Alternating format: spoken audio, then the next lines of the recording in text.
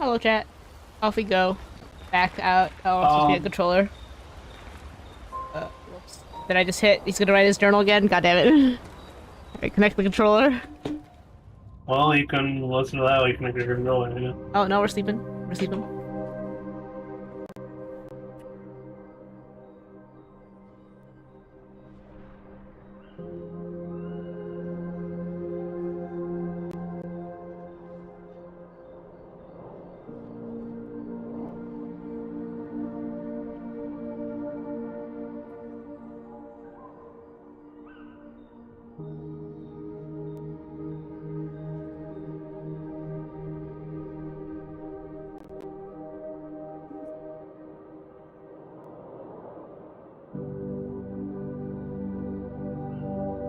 I envy them.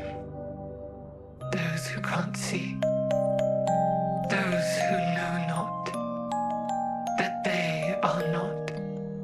And those who live, blithe and free, sins forgotten, and thus absolved. A fresh dawn in their playground, while we live in shadows, swimming in ink.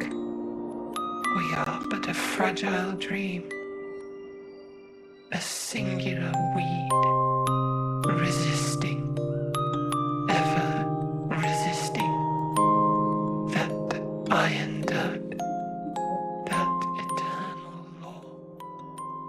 Those who can't see, those who know not that they are not. Do you know? We are fellows. Those who know not that they are not. Whoa. Something. We'll learn what that means later, I'm sure. Yep.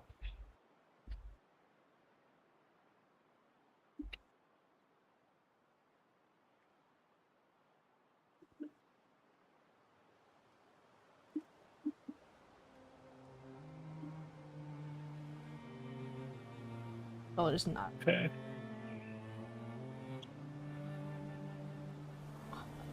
Oh. Maybe? Choose devices.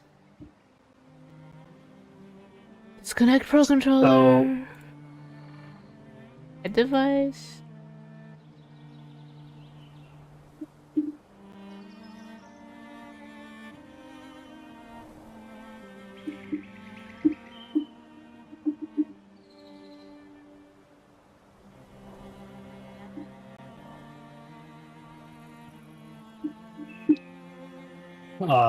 I looked it up tonight. Yeah. If I were to go here in Canada, Renaissance festivals do not even start until like May. Well, yeah, winter. Okay, we're supposed to go to some, like, we're going to the north or something? Oh, there's some rocks here we can break. Can I read your objective? Can I read my what? Oh, you're trying to cross the ocean or whatever with him, aren't you? No, we gotta find his rock so he can take us, because we're too heavy without his rock. I see. So he said, Francois said he left it somewhere, and then we're like something north area, so I'm guessing it's this? I see. I like the idea that he's just like, you're too heavy without the rock. Yeah, Stone Wave Cliffs. Yeah.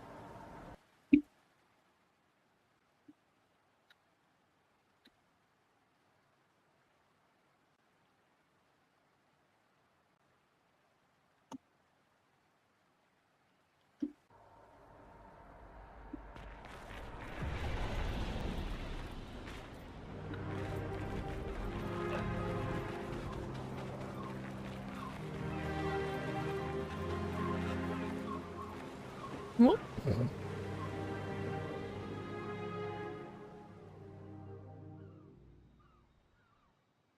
Wanna go for a ride? Apparently, that was where people went on dates, you know? What do you think happened in those cabins? No, actually, my guess is this was Expedition 50. You see, they created this giant wheel, and they tried to cross the world. Okay, Professor. Mes amis, Flory's close. I can feel it. Come on, you can fly. Can't you get Flora yourself? Oh no, too much effort. Whoa. You gonna fight this thing?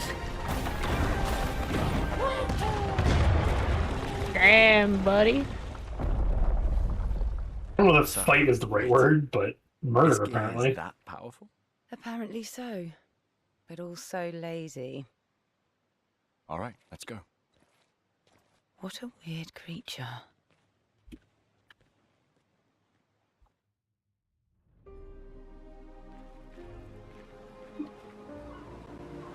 Okay.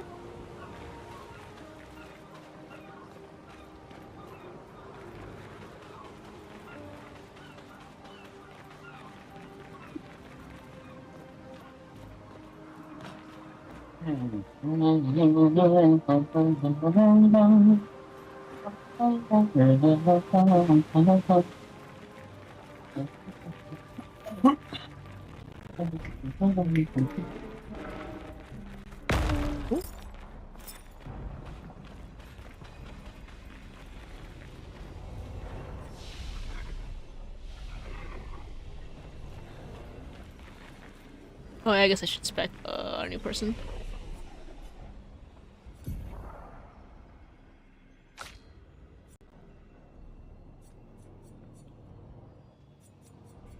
I wanted her to...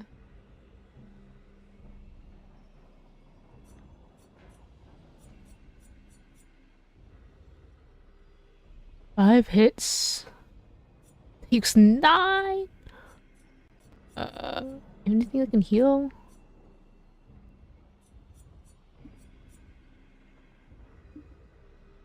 Oh, that sounds pretty good. If it just can't break, that's pretty good.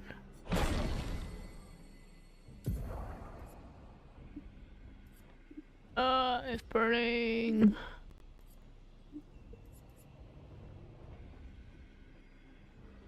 I usually don't have a problem with her trying to get. No, it's because I have that. Applies burn. Medium single.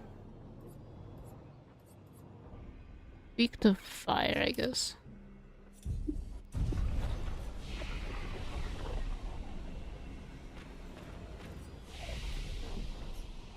I think I already spec'd.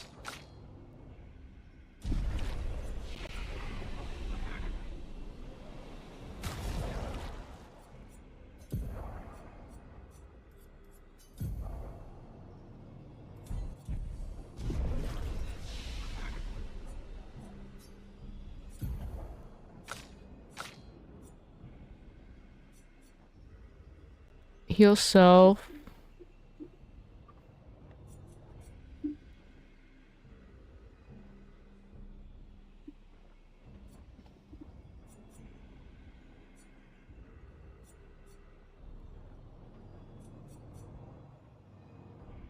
On heals.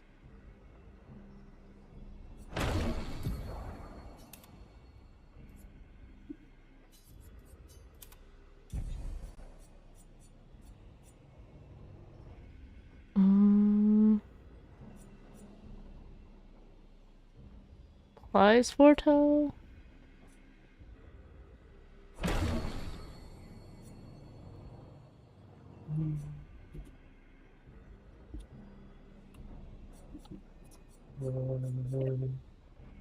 Heals allies. Okay, here we go.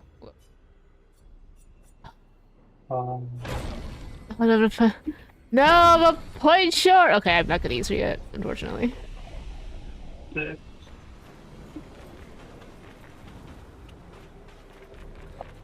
Whoa.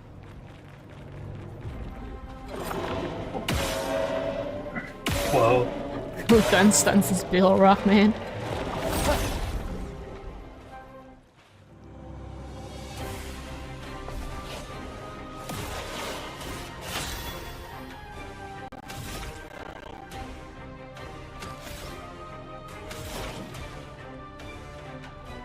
Okay.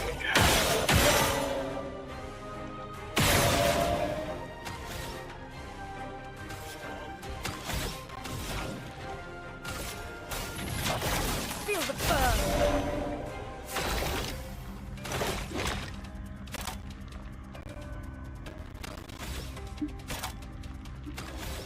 I think, Snowy, I have my first 12. Wow. Uh-huh. I'm like, I have the concept of it, at least. Danger. Oh, big hit. Oh.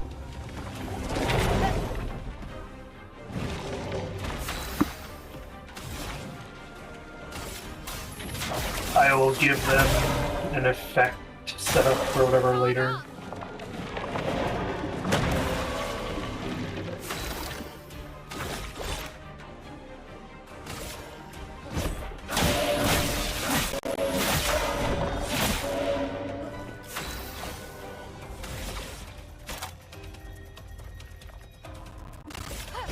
Finesse and How have you been doing lately, Arlen? Get ready.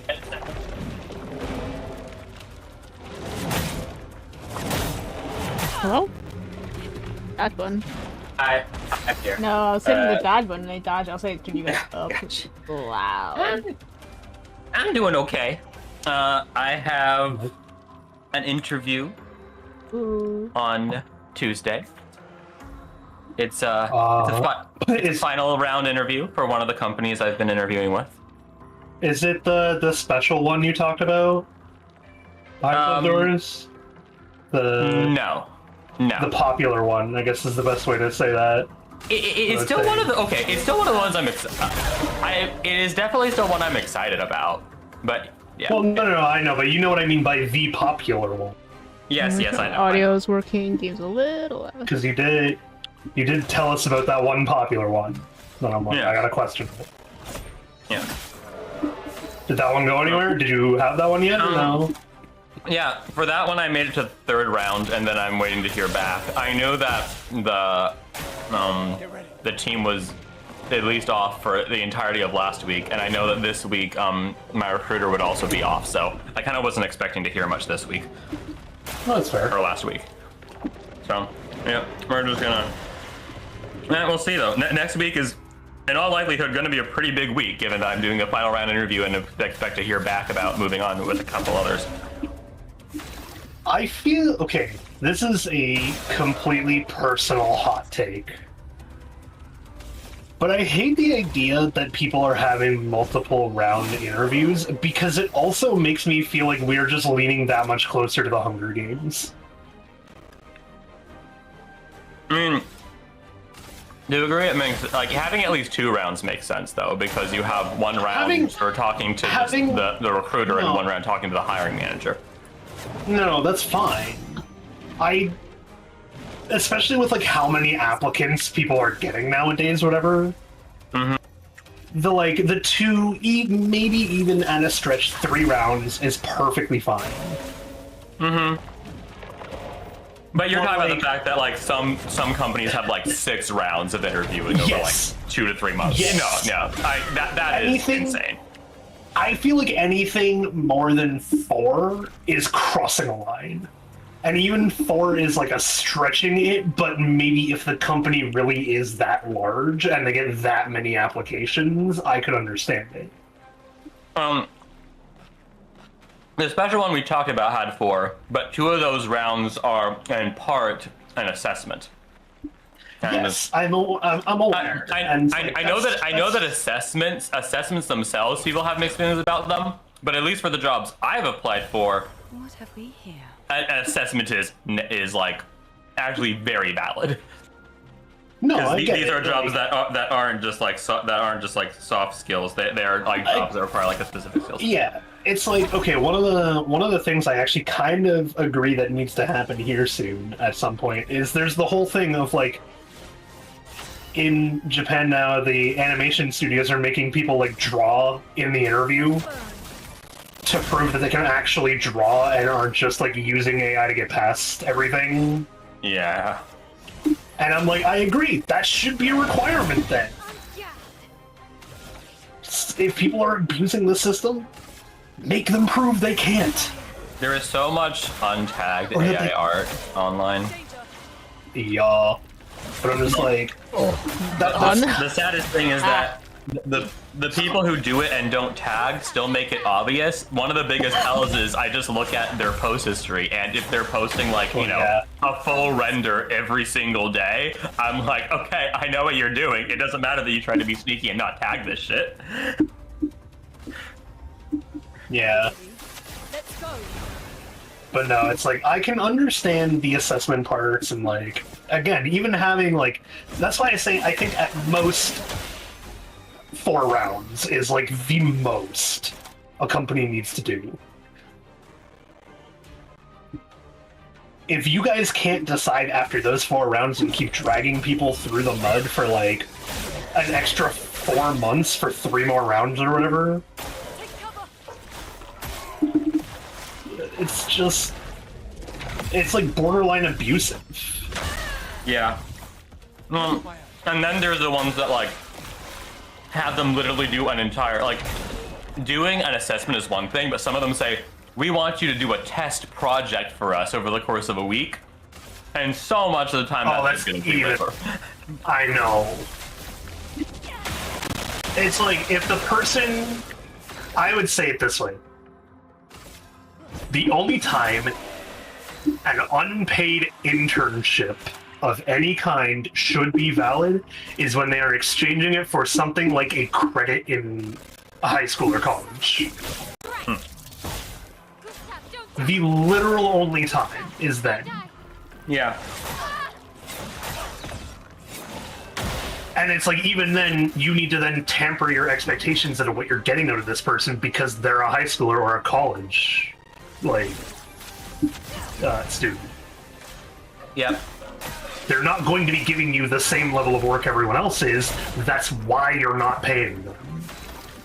You're not paying them because it's their first 2 weeks here and you want to make sure they're like, or it's their first like year on the job and you need to make sure they're going to be able to perform the job for the rest of the couple of years or whatever. It's like, no, they need to still be getting at least something out of it. So if they're getting a college credit or a high school credit or whatever, that's more understandable because it's replacing the active learning process with a different type of active learning process, which is a more hands-on learning. I'll admit, this also wasn't for credit, but hilariously enough, the highest paying job I've ever had was my college internship. No, I know, and even then, yeah, Hourly. that's a place Now that was like- very unique. That was an incredibly unique situation. I was working for a company that basically just prided itself on, yeah, no, we pay our interns very, very well. Yeah. But Look, I didn't And get also, paid for it my might be- college internship, but I don't think it was a bad thing that I took. most people don't. This was a unique scenario for me. No, I know. I'm just saying, like, as someone who has gone through that part of the experience of, I will do an internship, and I will get the last part of my college credit in that way, I still think that was an appropriate trade I did. I traded the college experience for the real world experience at the end of my time throughout college too. I knew I wasn't getting paid. I was still a college student and legally classified as a college student, so it wasn't as bad either because there are a lot of benefits to Canadian students. But anything past that, you need to pay the people who work for you. But I absolutely agree that through 6 months of doing all these different tests and studies on the person. Yeah. Claiming you're gonna make sure they can work properly. My understanding of how Canada does it is actually is quite nice. You all have the 6 month period where they are an employee, but like Yes. either party can just back out. But but still, it's like they're employed, so- they're getting paid, they're getting benefits, all of that. Essentially, the way you're thinking of happens with literally every company ever in Canada. Yeah. Yeah, no, that's what I'm talking about. I'm on- talking about Canada specific. It is, on average, about 6 months. Some of them are allowed to have it a little shorter, and some of them are allowed to have it a little longer, depending on the job. But 99% of the time, you're going to be looking at 6 months. It's called a probationary. It's a probationary. Yes, period. right. That's what they call it. Yes, exactly. I forgot the name. And yeah, the way it works is basically it becomes a like at-will employment, but for both sides. Yeah.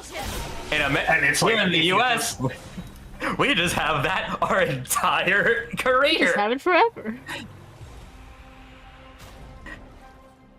Yeah, it's like beyond the probationary period is when usually you actually have to like have a talk with someone too about being like, how much longer are you going to be here? Do you want to be here longer? Yeah. What's going on? Like if you're a salary worker or a contract worker too, they need to discuss that whole setup with you. 50 cents. Yeah. I'll let this speak. In my youth, I mistook drama. But I suppose that's kind of like what I had when I started my previous second. job. I mean, oh, sorry. One thing. Opened my eyes to an entirely different way to experience the world. How can she be gone? How could they so callously, so nonchalantly destroy such a beautiful soul? Vile. They just killed her like she was a worthless Nevron. Those cold-blooded, treacherous, despicable parasites. But night trap worked. We caught one of those white-haired bastards. She looks human, but I know she's a monster. She refuses to speak, but I'll make her talk, and then I will feed her to a Nevron. Then the paintress can take me. I don't care. Nothing matters. I will have justice.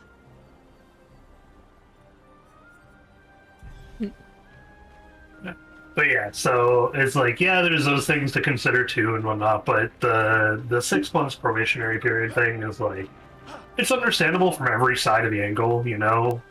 Yeah. You have 6 months to prove you're not a crap employee, they have 6 months to prove they're not a crap boss and you want to work for them.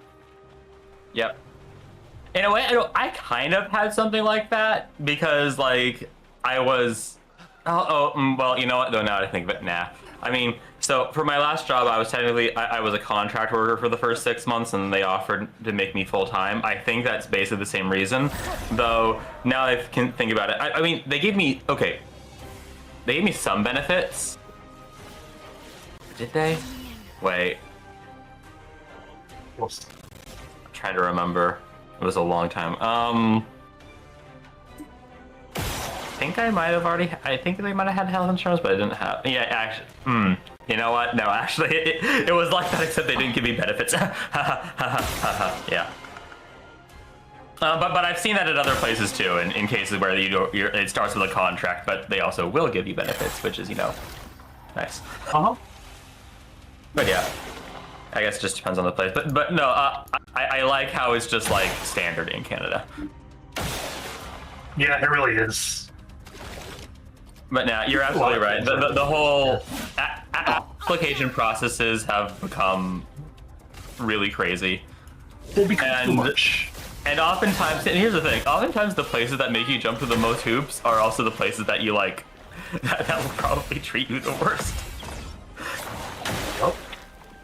Well, that's why it's like, that's a good, I feel like that's your warning sign at that point, is like, if you go through more than 4 and you're not feeling it throughout those 4, man, yeah, probably not going to want to work there. I would say the most interesting thing I've had to do is for one of them, I took an SAT like style test / kind of IQ test, which was interesting. I will say this was Gross. this. At least it wasn't until like after I was already interviewing, so it wasn't like I was like everyone was forced to do it. I see. But yeah, it is weird. From what I know, this is actually just like a standard process that they've had as like a part of their hiring process for a long time. They have a very particular process that they've kept with. Probably can't say more than that. Yeah. It was fine, honestly. Some of the brain teasers were kind of interesting. I'm just like thinking on like work ethics and like how companies are treating people right now. I have a really funny experience that I can talk about at the moment. Because A, I'm no longer working for them. B, this was like very short contract work, and C, the stuff I want to talk about has nothing to do with the actual work, just the environment at the workplace. Yeah. So, I recently went through a contract with a certain game developer that a lot of people are really angry at right now. How do I say this so that how do I give them away without saying them? Still under NDA. No, just like a good faith sort of thing of like, you know, I'm not gonna directly speak it out about them, like. Okay, put it this way: they're a company known for a very famous open world stealth series that takes place throughout history. Oh. Well, all right. There you go. Yep, I give it away. The intention was to give it away. I have not legally. Right. They cannot stop me from talking about what I want. What I want to talk about. So I can't say what I was doing, obviously. Other than like I had contract work there. Ha ha ha. I'm allowed to say that. Is my response. Yeah. Yeah, I guess that's extra relevant considering Snowy's playing this of all things at the time. Yeah, exactly. Yeah. No, I didn't think about that until now, but that's funny. For reference, Snowy's game was made by ex-employees. Oh. Yeah. Yeah. It was like ex-employees who were like fed up with it, that they were like, let's just make our own thing, and then they found a publisher to give them money, and they made this as their first game. Wow. And speaking to that, so it's one of those things where the people who actually work, like emphasize on put in work at that company are really nice. The higher you go up the chain, the worse it sometimes gets, dependent on which branch. But also, at the same time, because of what's going on in like their upper echelon, that company is such an internal mess. No one knows what they're doing. No, there was a point where I had to contact 6 different people to be like, so like, what is it I do to this thing? Or with this thing? Because I was given something to work with, and they were just like, ask this other person. And that chain went on for like 6 different people until he was like, I don't know, let me just contact game director and find out. And it's like, it's such an internal mess. Yeah. But like, they do work hard and they are good people. I will just tell you, Seaweaver, you've probably just described at least like 80% of companies in general right there. I mean, we know the specific one you're talking about, but like, as someone who has had general experience in the corporate world, that is a lot what you'll find. It is, you know, I mean, okay. I don't think the way that I described it then is as bad as it actually was. Because let me tell you, it was a month-long contract. I was there for all. Everything I actually did work-wise got done in the final week. Yeah. Everything else was figuring out what to do. That's it. That sounds like at least one of my onboarding experiences. That was how much of a mess that place was.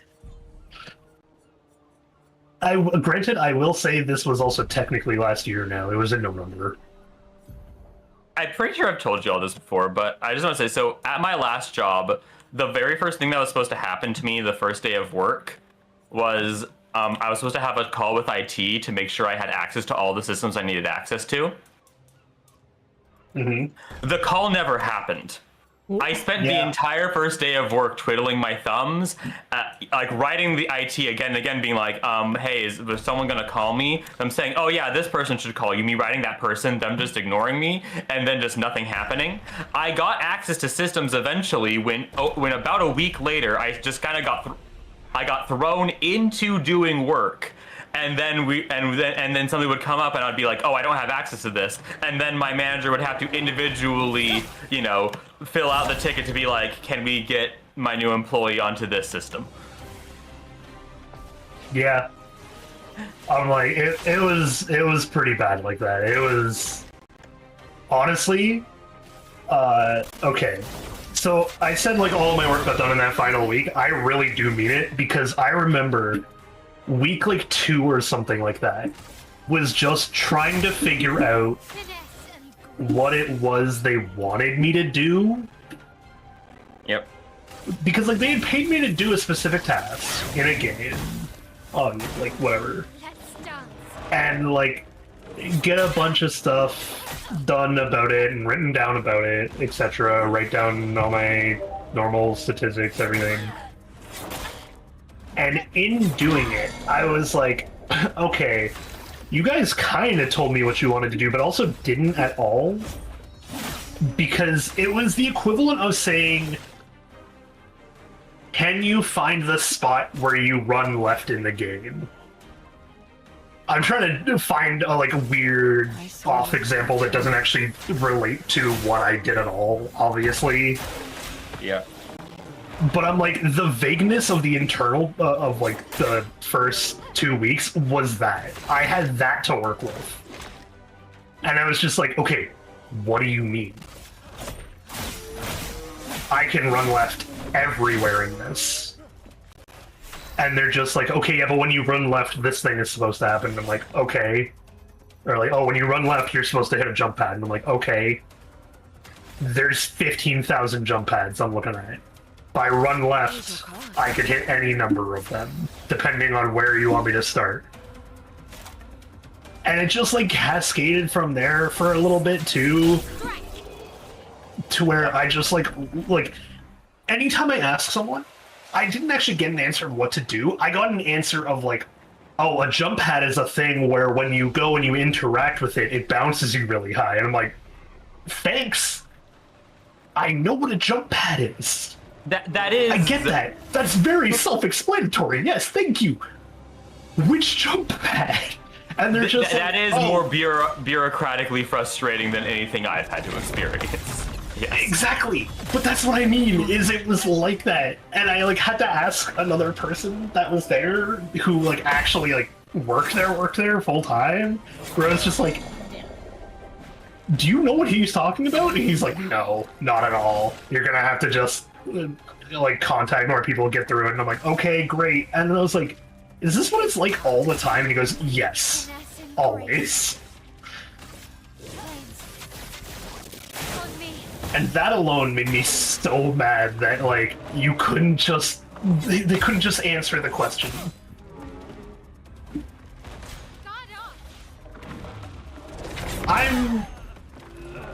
In retrospect, I'm starting to think on it. I wonder if I got like ChatGPT responses I saw your future. for like the first half or 3/4. It's very possible thinking about it now. Yeah. But that doesn't help at all, knowing that that's how they're responding to internal queries about how to perform their job, you know? Yeah. It got me mad at one point.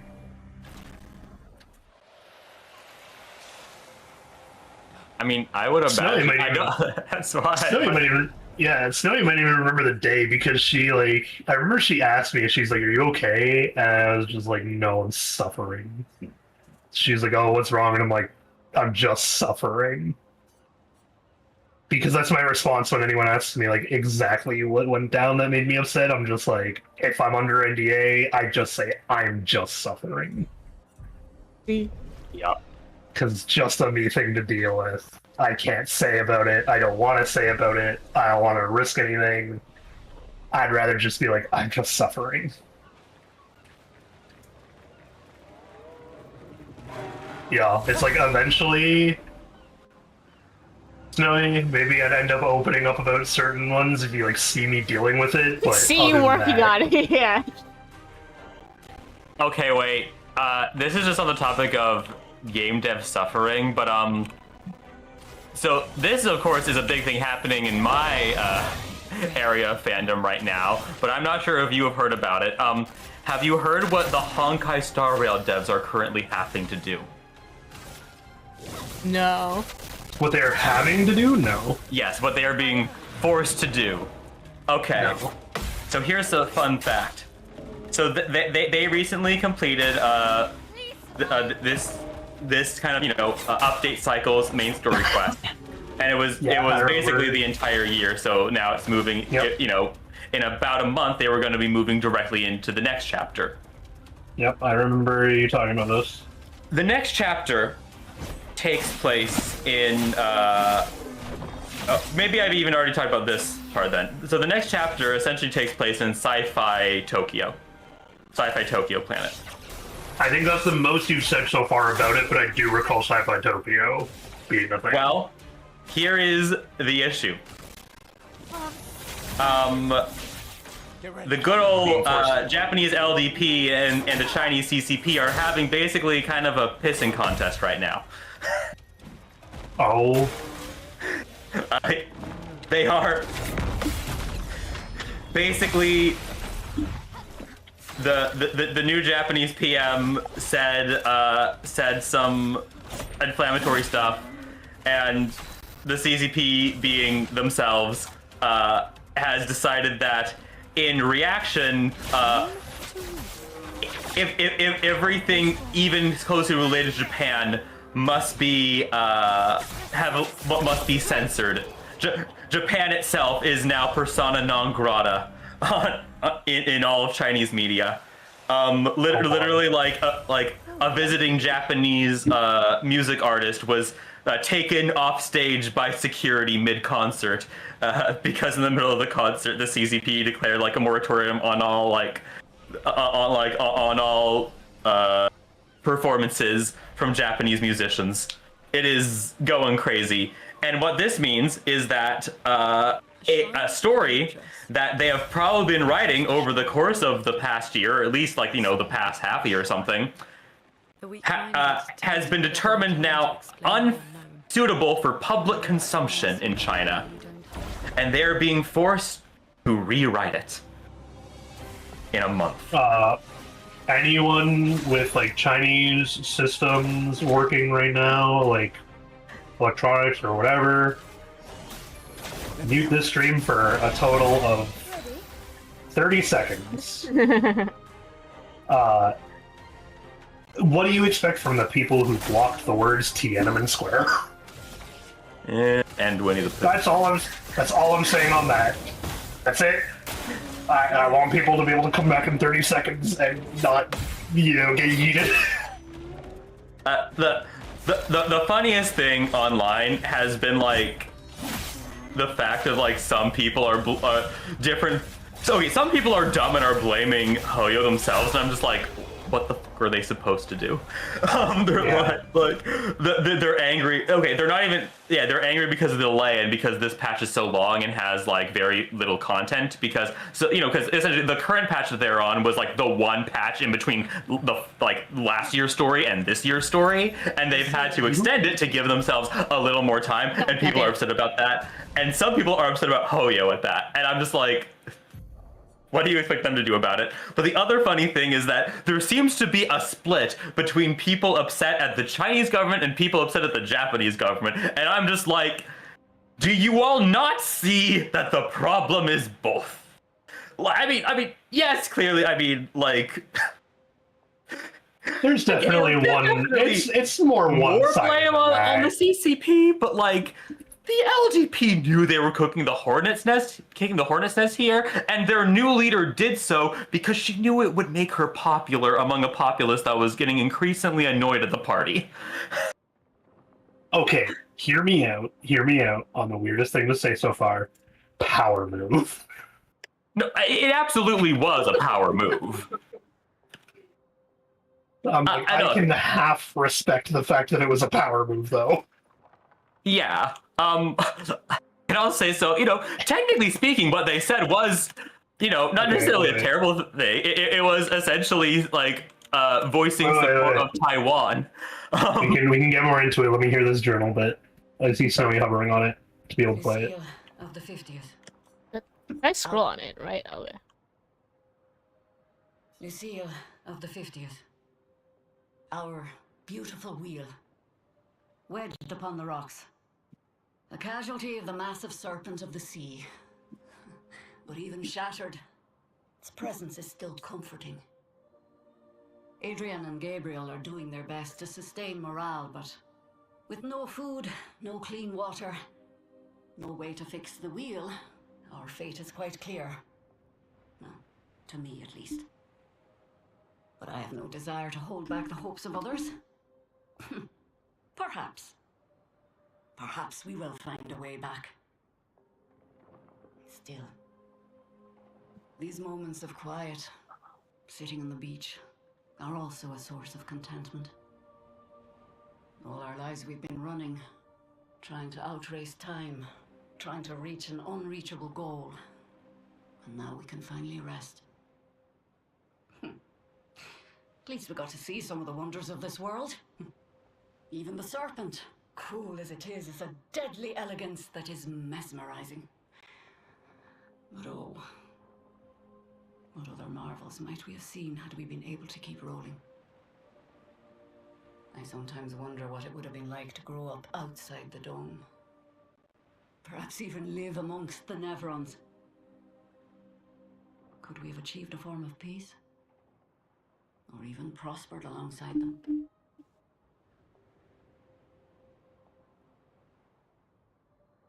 Interesting.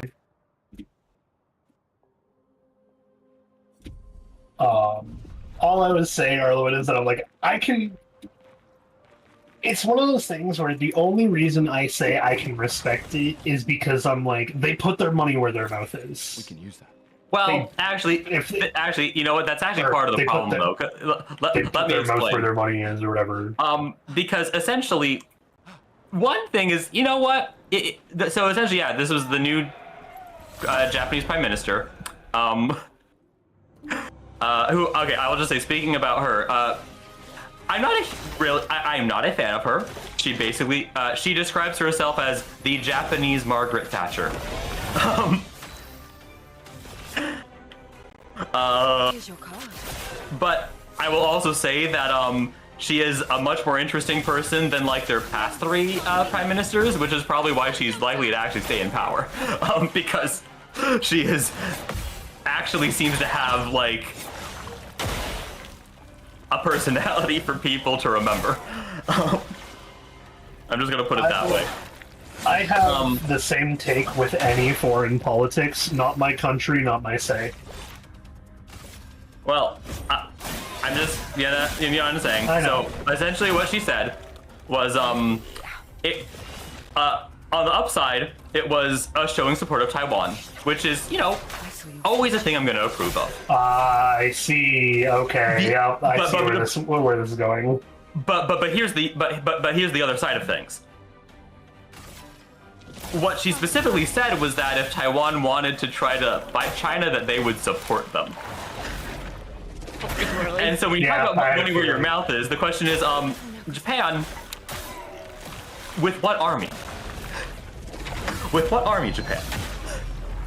If you're going to, kick the hornet's nest of saying that you are willing to fight against the biggest world power in your neighborhood, at least maybe also have any ability to do so.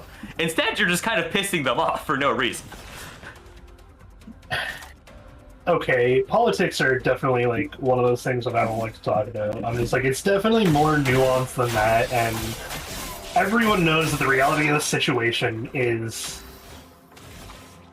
isn't about an actual like army or militia. It's we will support you, as in we will condone it, and we will like financially is a big thing that happens during wars. Yeah. So it's like there is a bunch of different things that they could do without a military to actually like support them. Yes.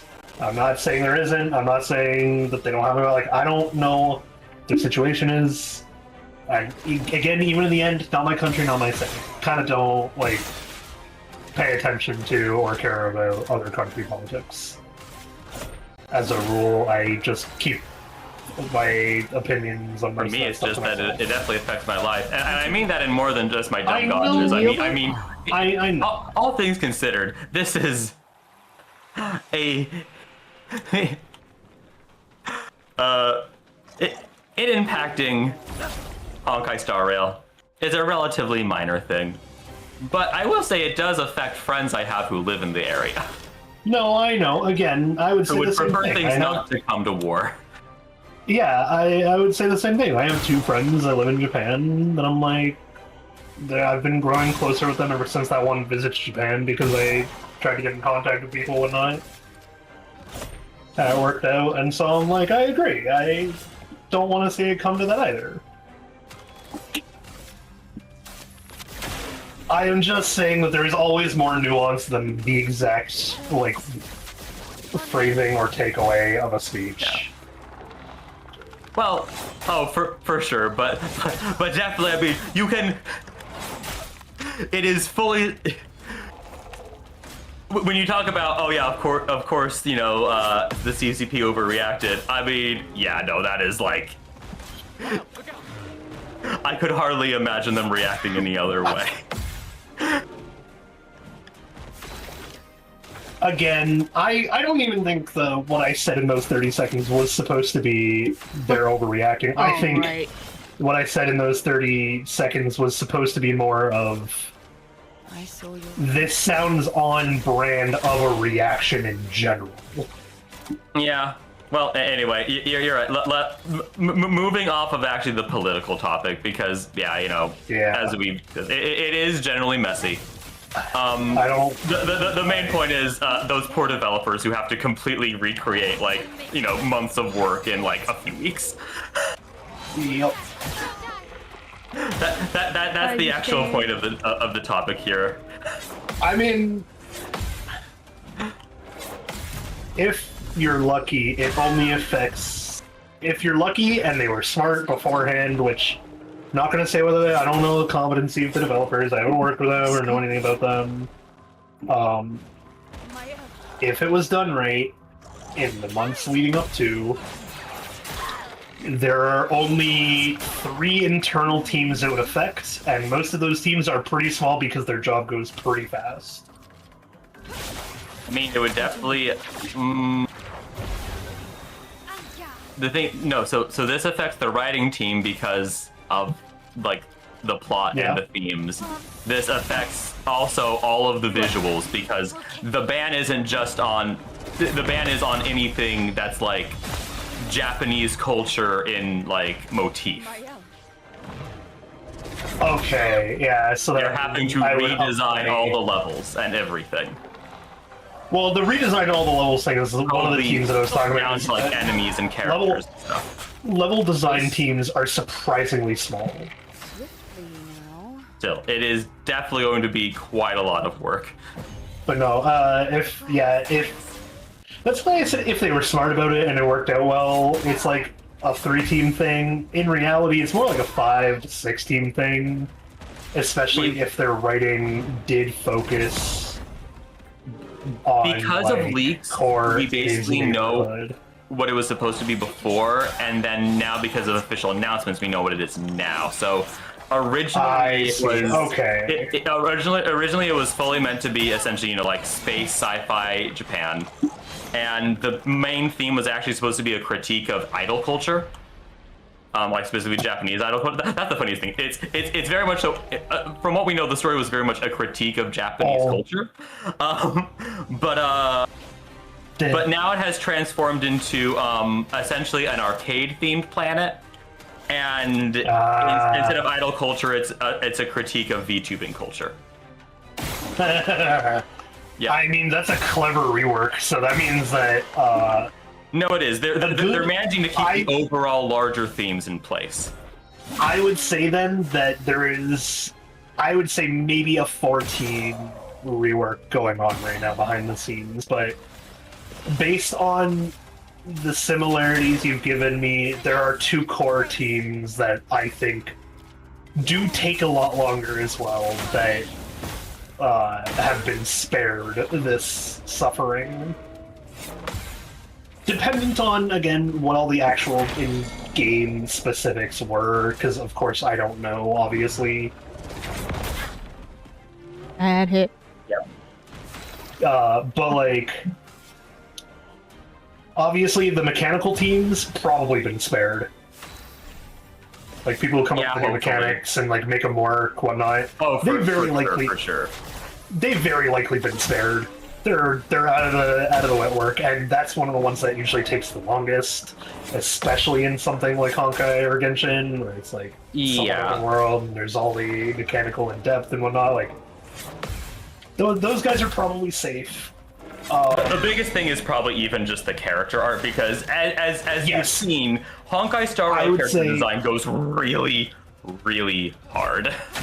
I would say the team that got hit the hardest, no matter how you look at it, and is the one that's definitely suffering the most right now, are the artists, both 3D and 2D. Yep. Those are the 2 core teams that I'm like, those are the suffering There will ones. probably be a whole lot of fade to blacks with description of the thing just happened in the next chapter instead of an actual description. Instead of like an actual animation showing the thing that's happening. I don't know about that one. I would say that an animation team and an image team are 2 different things. Again, if they're clever, if they were clever with it, then they got away with it. But it depends on their rigs. They're having to change the character designs, though. That's again, you can match a design to a rig. Oh, okay, right.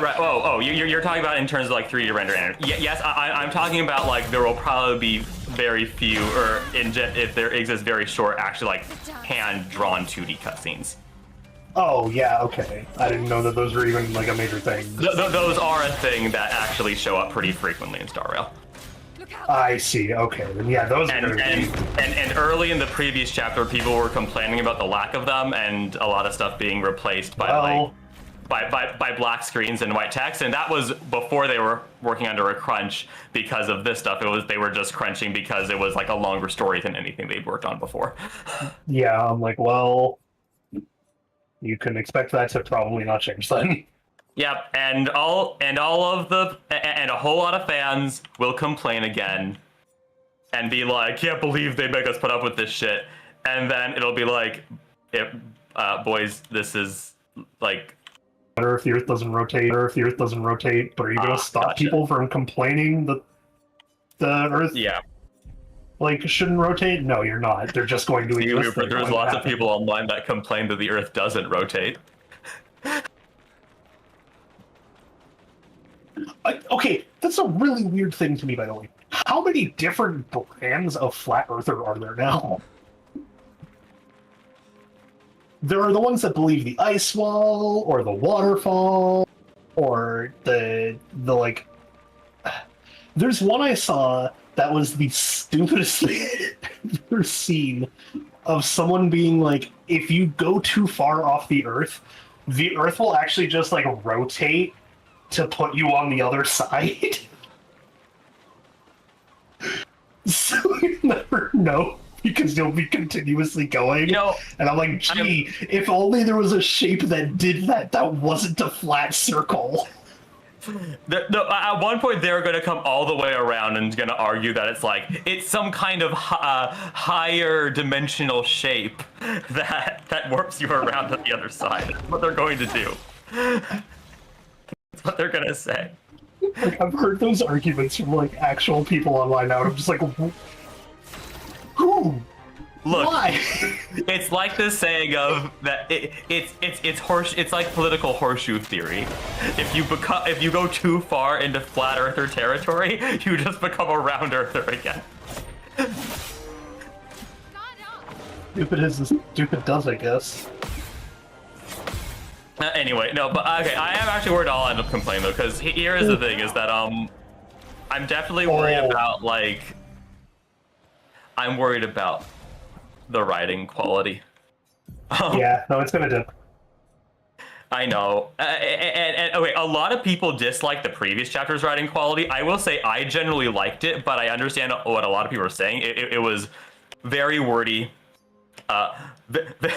very big words, and just kind of way too much talking, which led to some awkward pacing. I will say I actually still found it enjoyable, because I enjoyed the overall plot.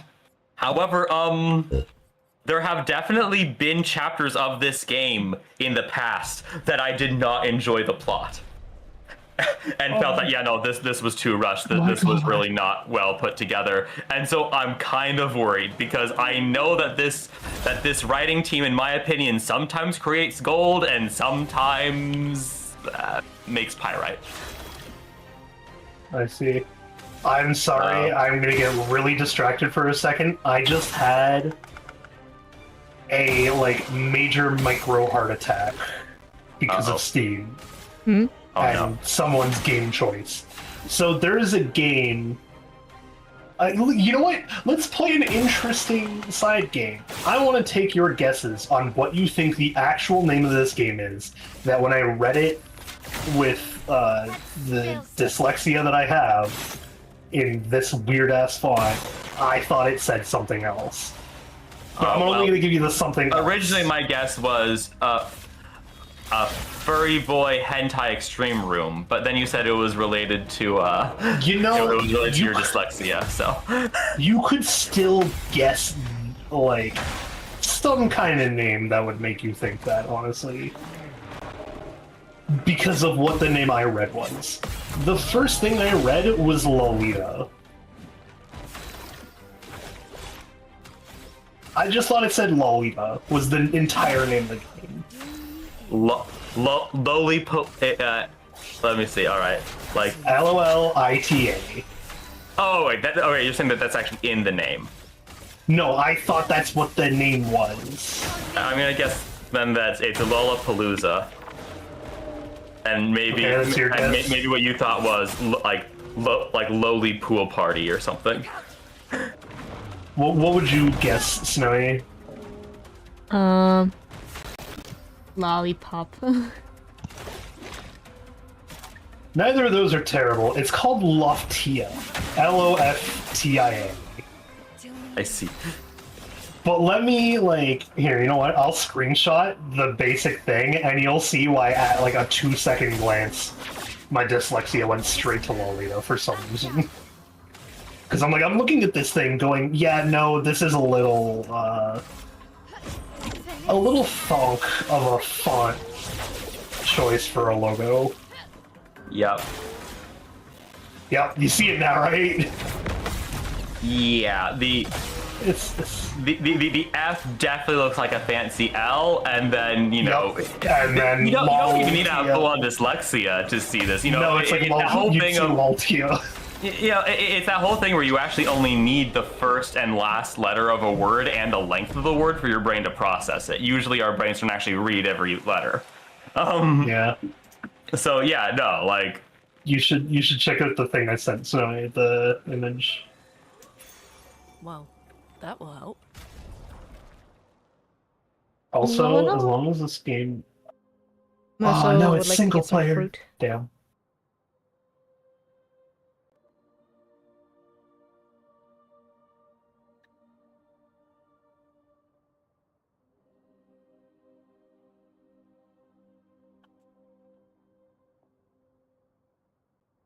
But yeah, it's like, yeah, well, once you see the actual Oh the yeah. actual logo, you can understand. Yeah, you the can see font where I'm does coming not from. help. this was either a massive mistake or intentional. Just not do it justice. I highly doubt it was intentional with what it's supposed to be.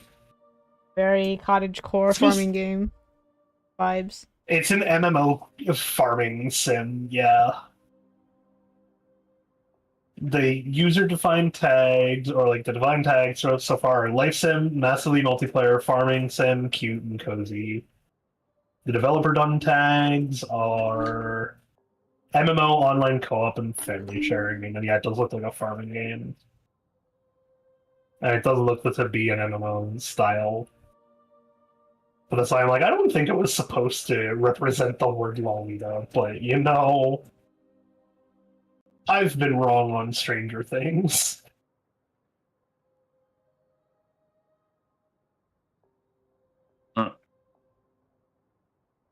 Mm-hmm. But yeah, I'm sorry, I got so sidetracked by that, like reading that and being like, who the fuck is making a game called Lolita? What the hell's wrong with you? That, honestly, I don't know. That wouldn't seem too to me compared to some of the stuff on Steam. It wouldn't seem too weird, but the fact that it was a farming sim, clearly, I'm just like, that's what got me being like, what is wrong with you? I don't know that I'd want to, like, even go near a farming sim named Lolita. I'd want to hide that game from my Steam preferences.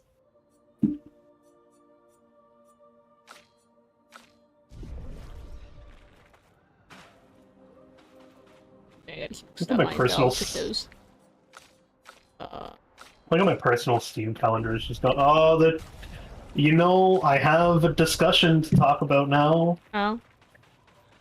The Steam Awards are done. I can give the winners. Alright, so Sit Back and Relax Award. The finalists: Slime Rancher 2, Chill With You Lo-Fi Story, Mega Bonk, Power Washer 2, and RV There Yet. Would you care to try to take a guess? RV There Yet, I each round guess. of these, That or or do Slime I Rancher. I don't know. Slime Rancher was like very like it's more Slime Rancher. Slime Rancher was meh, yeah. Arlen, would you care to take a guess? Oh wait, I like one of them won. Which one won? I can give you the finalists again if you'd like.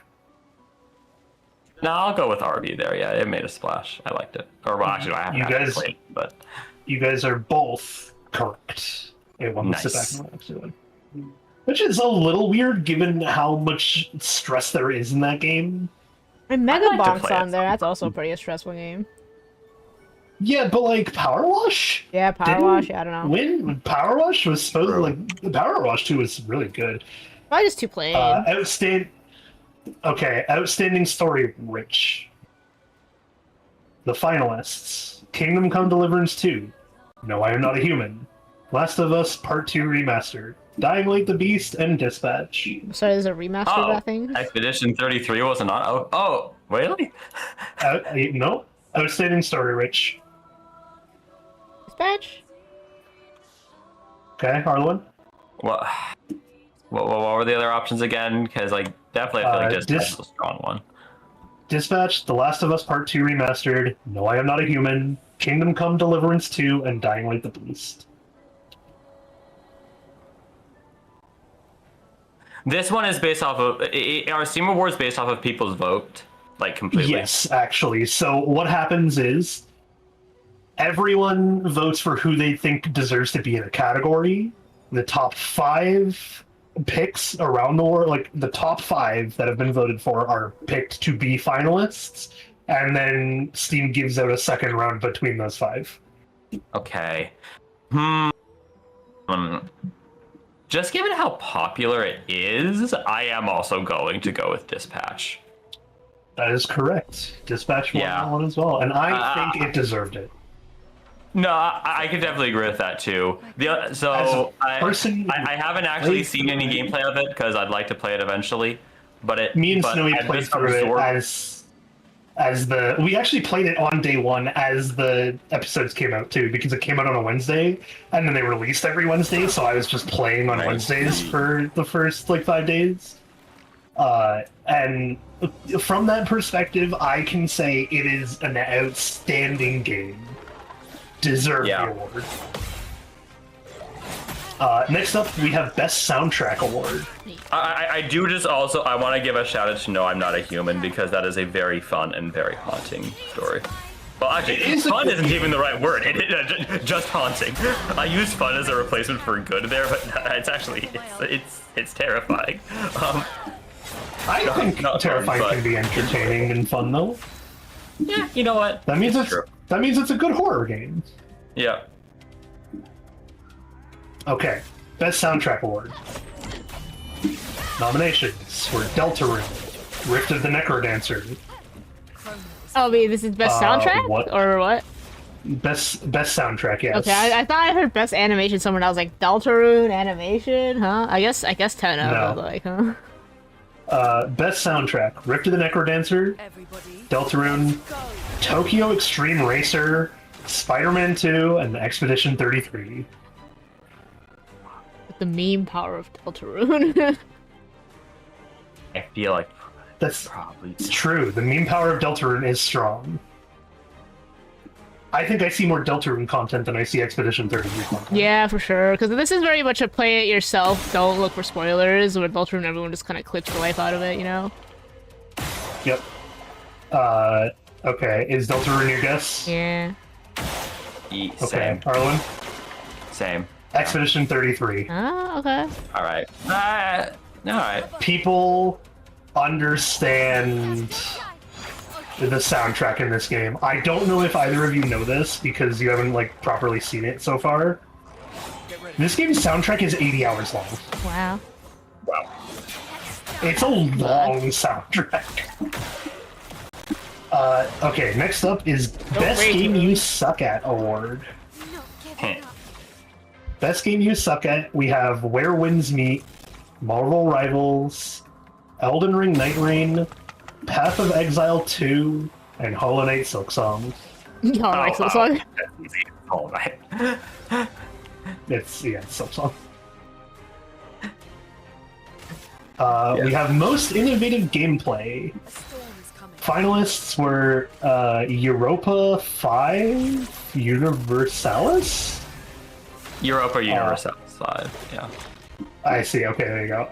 Arc Raiders, Mage Arena, Escape from Duckov, and Blueprints.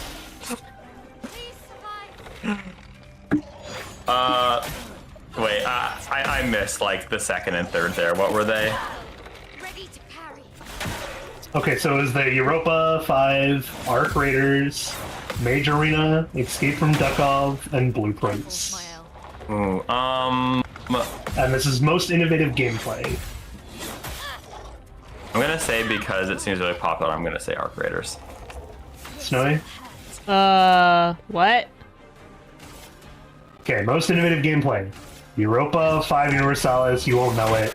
Arc Raiders, Mage Arena, Escape from Duckov, or Blueprints. Blueprints.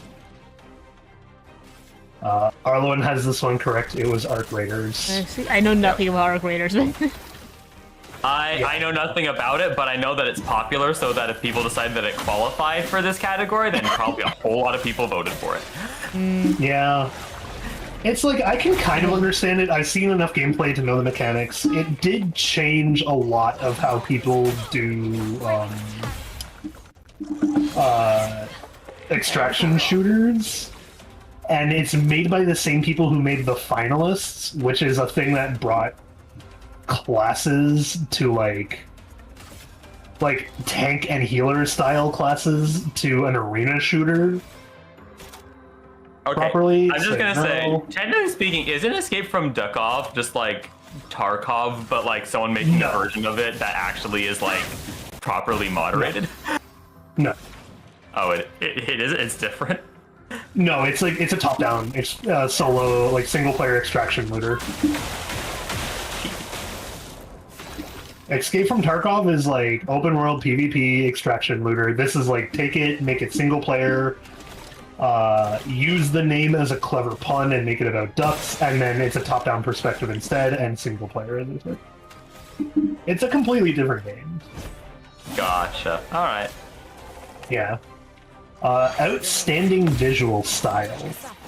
We have Final Fantasy VII Rebirth, Little Puppy, Dream Barbecue, Doom the Dark Ages, and Silent Hill F. Silent Hill? Spill some ink. Okay, that's Snowy's guess. I'll Arlen? just honestly piggyback on Snowy for this one because I haven't actually seen that much content on any of these. I've watched through Silent Hill F now because I was curious. That is indeed the winner. This one was such a funny close tie that someone was talking about. Going through like actual friends and like community votes from people they know. So we have the next up of Better with Friends Award. All of these are genuinely good contenders, by the way. I hope it's Peak. We have Battlefield 6. We have Peak. We have Split Fiction. We have Schedule 1, and we have Repo. Schedule 1 and Reap. Okay. There are a lot. Oh, and Split Fictions. Okay, there's a lot of good ones here. Let me just say, all of those, every single one of those, I believe deserves to be a finalist. This is any one of these would deserve to win in a year that was not just completely goated for multiplayer games. I know. And that's why I'm like, honestly, all of these deserve to be picked, which is why it's so hard to see. But I think I'm just still gonna have to say, as like the game that the only game that I haven't 100%ed it yet. I have a single achievement left that I essentially just need someone to grind with me sometime to get it. But like, I think I'm gonna have to go with Peak because I've just spent like over 100 hours in that game and I've done almost everything there is to do in it because it's just like, it just gets something in my brain, man. Yep. So See rock, climb rock. Huh? Oh, I didn't think it was attacked a couple times. You want me to reread you the things? Yeah. Okay. So it is the Better with Friends award. So like the really good co-op. Oh yeah, I heard Repo. I'll do Repo. Okay. Yeah, there was Battlefield 6, Peak, Split Fiction, Schedule 1, and Repo. Yeah, Repo. Honestly, all of those deserve it. The 2025 Steam Award went to Peak. Let's go!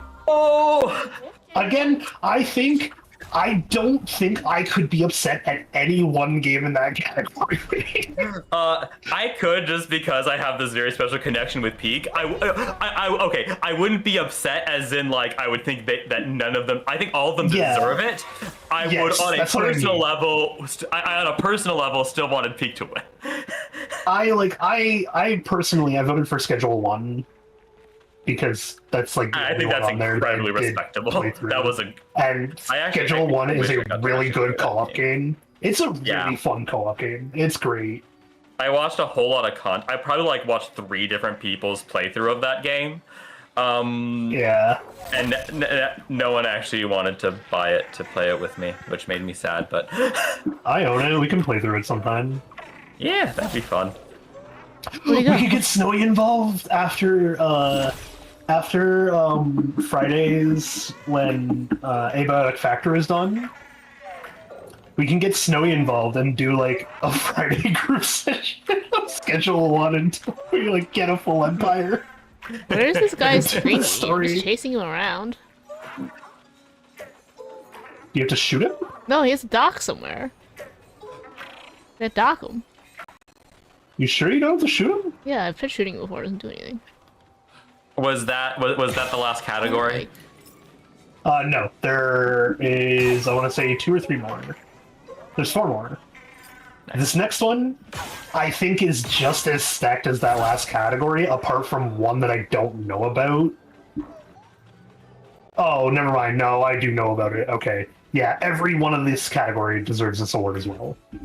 So we have 2025 Best Game on Steam Deck, which is another good way of saying like best accessibility. Like it runs well on lower hardware and is very controller friendly. That's like the easiest way to picture the criteria. What? No, don't go back. So we have Best on Steam Deck. We have Deep Rock Galactic Get Survivor. So the Deep Rock Galactic Survivor like. We have Hades 2. We have Digimon Story Time Stranger. We have Clover Pit, and we have Ball X Pit. They're all really good. I'm gonna. They're all really good for this Digimon, category. probably. Okay, Snowy. Let's just say Hades. Oh wait, Hades was on the list. Wait, okay, I didn't Hades actually- 2 was on the Okay, list, yeah. you know what? Oof. That's in the first probably it's- Hades too. Deep Rock Galactic Survivor, Hades 2, Digimon Story Time Stranger, Clover Pit, and Ball X Pit. I'm guessing was Deep Rock Galactic not like Deep Rock Galactic before? Deep Rock Because Galactic it definitely did not come out this year. Survivor. It's the Vampire Survivor League, so it did come out this year. Oh, okay. I thought you listed Deep Rock Galactic and then listed Survivor. No, Deep Rock Galactic Survivor is like the full game. It's like Vampire Survivor, but in the Deep Rock Galactic world, and people like went nutty for it, and for good reason. I think it was pretty good from what I saw. Nah, I'm gonna say Hades. It was indeed Hades 2. Yeah. This is the only one that I'm upset with from a personal standpoint, Careful, my which is going to give it away a little bit. You'll be able to cross one nomination off. But there are 3 games that I know on this list that definitely deserve it. So it's the Labor of Love Award. Best ongoing support, sort of thing. I'm sorry. I can't guess because I accidentally saw it. I'm sorry. I got on to look at the list of the ones we'd already seen because I wanted to like compare, and I actually saw that one. So I'm just gonna. I've been going in reverse order. So for Guesses Snowy, for the Labor of Love, we have No Man's Sky, Helldivers 2, Dota 2, Rust, and Baldur's Gate 3. Helldivers? Question mark. It was Baldur's Gate 3. Nice. I mean, I was like, all good Yep. choices, yeah. All pretty good choices, and you could cross out No Man's Sky because I said I was a little upset. But I'm like, that's just from a very personal standpoint of I think that game deserves every award it could ever get, ever. Yeah. So we have VR Game of the Year. None of us are going to know this, so I'm just going to say it. It was the Midnight Walk. Yep. All right. Game of the Year award. We all know what big it one. is. Come on. The finalists are very stacked. Silk Song, Hades 2, Exclamation 33. Yeah. Hades 2 is not on here. Yeah? So the finalists for Game of the Year award: Hollow Knight Silksong, Dispatch, Arc Raiders, Kingdom Come Deliverance 2, and Clair Obscura Expedition 33. Take your guess, Snowy. It is 100% Clair Obscura. It's Silksong. Silk Song, eh. Really? The people voted for Silksong. You know what? That's fine. That's fine. Deserved. I haven't even hardly seen any Silksong playthrough. I just know it deserves it. It's good. It's good. I've seen Snowy playthrough, and I think like it's worth every penny that people could have paid for. Yeah, Like, whole $20. exactly. It's one of those things where I feel like, from a personal standpoint,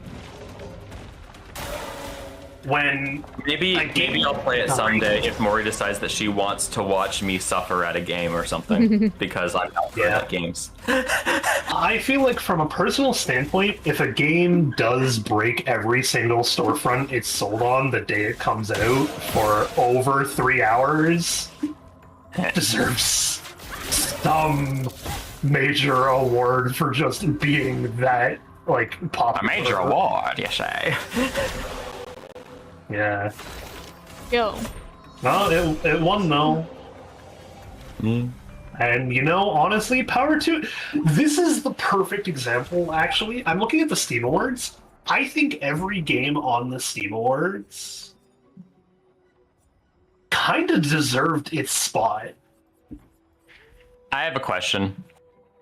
What's up? 2017, 2023, 2025. Which was the most stacked year? For, like, games? What? Yes. Do you mean stacked or skewed? No, stacked. As in, like, the most really good games where any of them could have gotten Game of the Year in a different year on their own. Okay, what years did you say? 2013? No, 2017, 2023, 2025. Those are basically the 3 years in my memory where we all were like, oh my gosh, there's so many good options. Where's the 2017 is the one that I have to re-go and check what all the nominations were for. 2017 had Breath of the Wild, Persona 5, and Nier Automata. There we go. Are we going just at Game Awards or at Steam's thing? Can you see Steam's pass? Game Awards, but I mean, just in general. Okay. I'm not even talking about the award shows. I mean, stacked for gaming. Wait, see, you have to dock the guy. I see. Then you can punch him. There we go. Oh, I don't have the right team. wait. No, I want the other girl on. I would rather prefer CL. She could hit my tartar. Okay, Oh, don't you games dare of summon another 2017. Get ready. Oh, come on, ow. So, okay, I see 3 more rows on this one. Let me see where this thing is listed.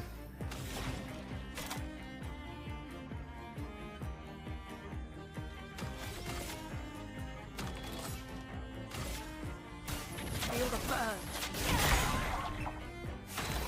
I will say, 2017 might have my favorites, but Yeah, I don't think.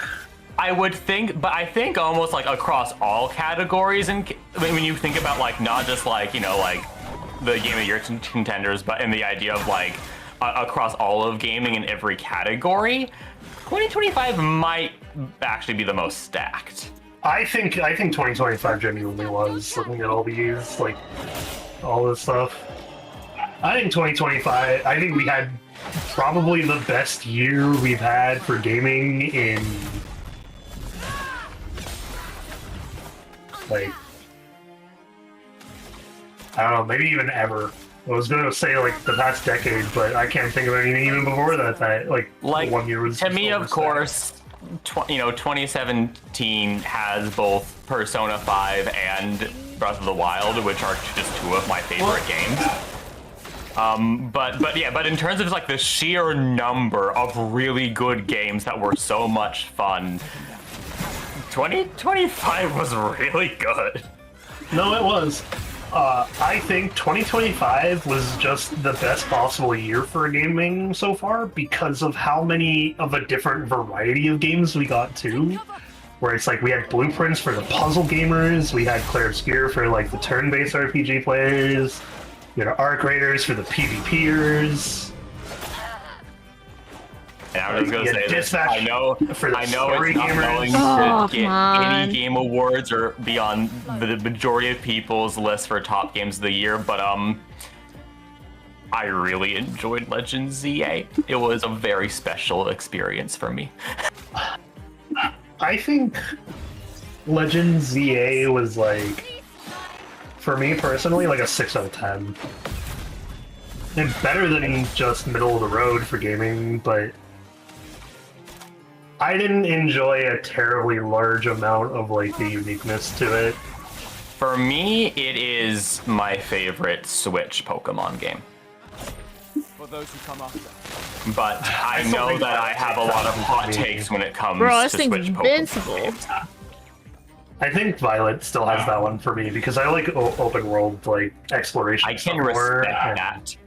The big thing that the big like hot opinion that I have. Wait, what was apparently the the term? big apparently the big hot take you have is just that ZA was good because I see a lot of people.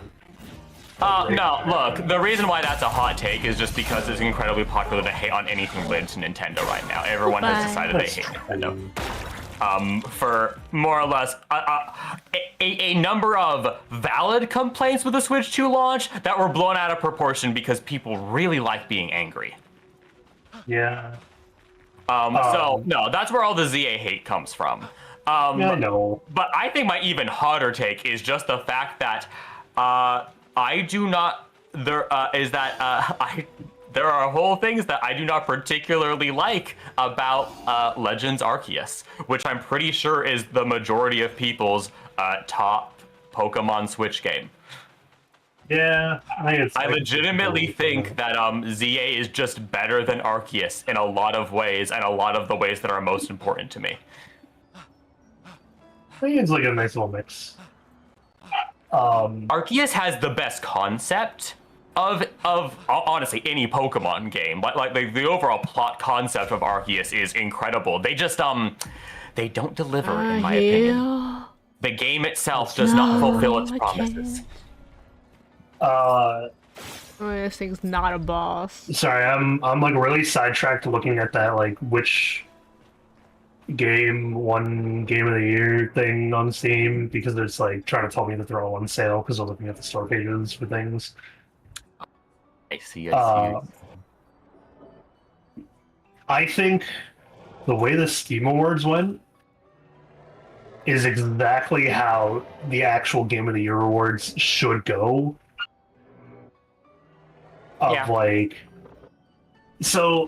This is Steam Awards is a better system. Just the difficulty is that it is limited to just what's on Steam. This is a bigger, like, hot debate topic right now in general. But there are two sides of the argument, one voting for, one voting against, saying, with the topic being Clair Obscur shouldn't have been allowed to win that many awards. And I will say I half agree. Oh. So, I think there's an inherent problem with the Game Awards in that when you have a stacked year, their criteria for Game of the Year is a game that has outperformed all others in every category it could. At which point, when you have all these games that just share the same like category or whatever, you're going to get a stacked year that just doesn't allow other developers to shine. I think Clair Obscur deserved every award it got, but I also think it shouldn't be allowed to win that many awards. And where I think this needs to change is like there are categories that have long since disappeared that I think need to be brought back or changed and like reformed, because there used to be this is like the big one is there used to be a best puzzle game award, right? if that category existed, there are more than 5 puzzle games that come out every year. You can find 5 nominees. Blueprints clearly would have won that one, but instead got like shafted to being one nominee in, what was it, visual style or something like that. It was something like that. I'm gonna find out. But I think like Blueprints did deserve an award because it just genuinely was that good. Yep.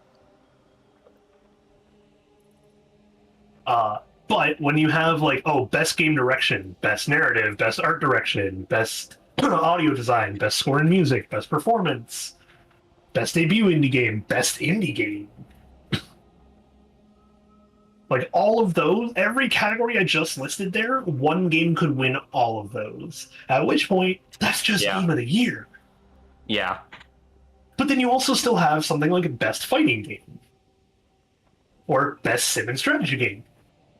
Best family game. I think actually part of the core issue here is that any game worthy of Game of the Year should be the #1 game in multiple of these things. Yes. So when you have this many unique categories that kind of have all the same idea. Yeah, but hear me out then. What if you find some of the categories that are really close together? Like, I don't know, best debut indie game and best indie game? Just merge the two together. Because they're genuinely that close. Best score and music and best audio design could probably be merged together.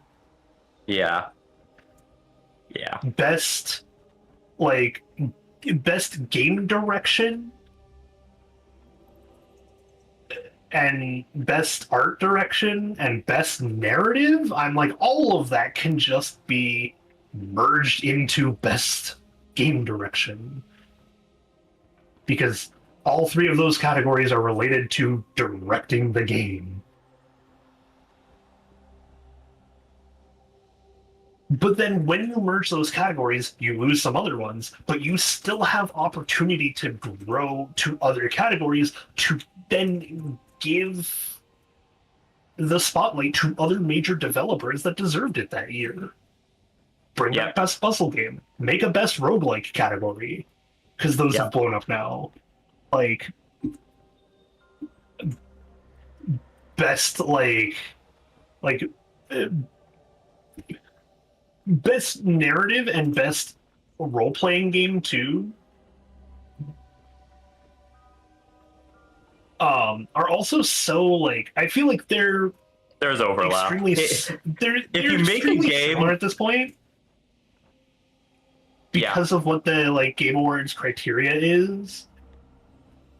Most RPGs that are considered good will qualify for best narrative because like narrative is a core aspect of the RPG genre.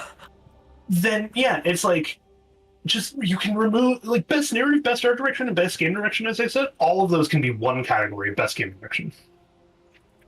Because they're all part of the overall game direction. I know it's technically an award for a different person or whatever, but it's like the making a game. Actually, my take is that I feel like best game direction on its own is dangerously similar to just Game of the Year. So I would agree. Even like I can see best score and music being a category. Sure, I can see best performance being a category. Best indie game and best debut indie game are really similar. And it's like a debut indie game can win best indie game. There's nothing saying they couldn't. But then at that point, why is best... Like, if a game is on both categories, it just goes to the one that's on both categories. Yeah. If it wins either of them. But like, okay, best ongoing game and best community support are also weirdly similar, but never have the same games, and that's kind of weird. Actually, this year it did. It had literally the exact same games minus Marvel Rivals. Oh. Marvel Rivals is not on best community support, but it's on best ongoing game, which is kind of funny. I mean, community support is a look. I'm pretty sure best community support was probably like at some point sponsored by Bethesda to make it exist. Okay. Bethesda's never won it though, is the problem. But they definitely want it to exist. Get ready. But yeah, like I can understand best mobile game. That's a good category. Let the ink flow. This one definitely doesn't deserve to be a thing. There is best action game and then best action adventure game. Those are like, you added one word.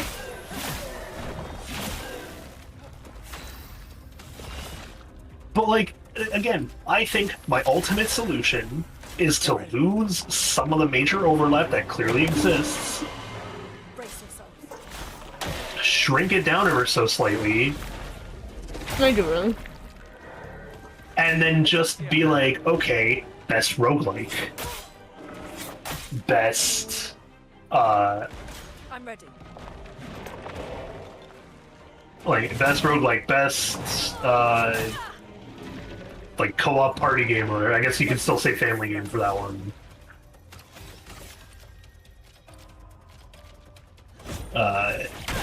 The best, like, arena shooter.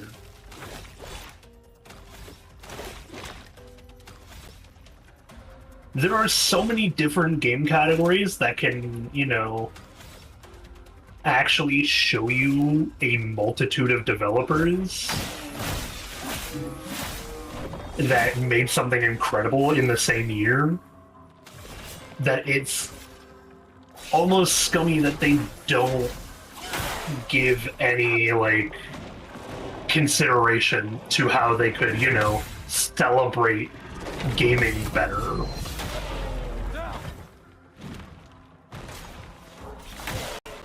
It's locked on you. That's my hot take. That's why I say both Claire Obscure deserves every award it got, but it should not be able to win that many awards. Yeah. Let's push forward. And it not being able to win that many awards is like, it's not even saying that you have to refuse to give them an award because you've given them too many awards. It's, if that's a problem, clearly you have too many categories that are overlapping and coming a little too close to each other.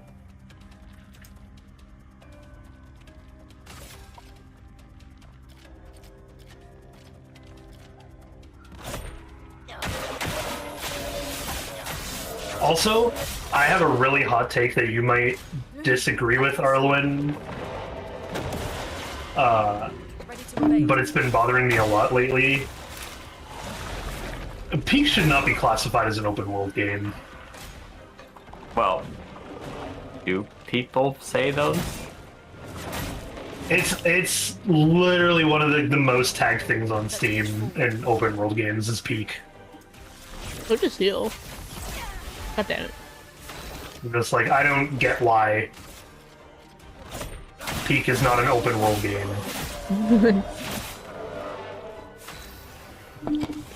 Yeah, okay, I went to open world games, like on Steam. The very first one is this thing called Icarus. PvP, or PvE survival game for up to 8 players. It's like, Take cover. it's an open world survival craft in space or something like that. I click the right arrow, it's Peak. And it's like, well, I can very slightly somewhat understand that being an open world game, it shouldn't be tagged as an open world game.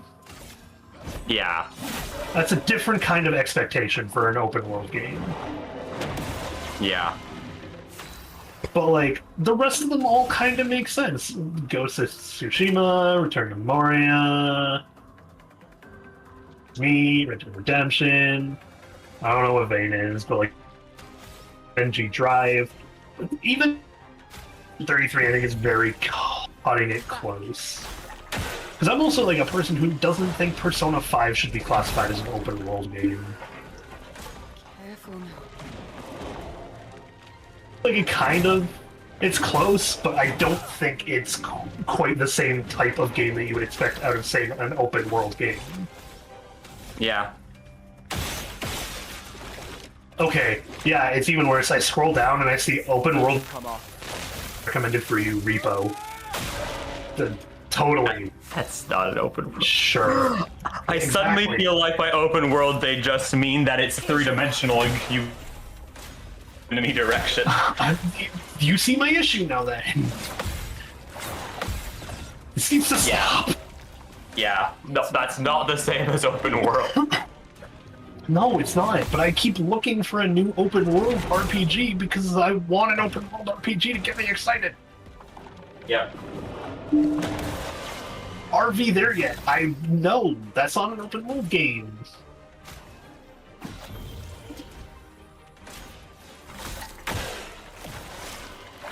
I'm sorry, was Cyberpunk on here twice? Oh. It is. Cyberpunk is on here twice because Phantom Liberty is a thing, apparently.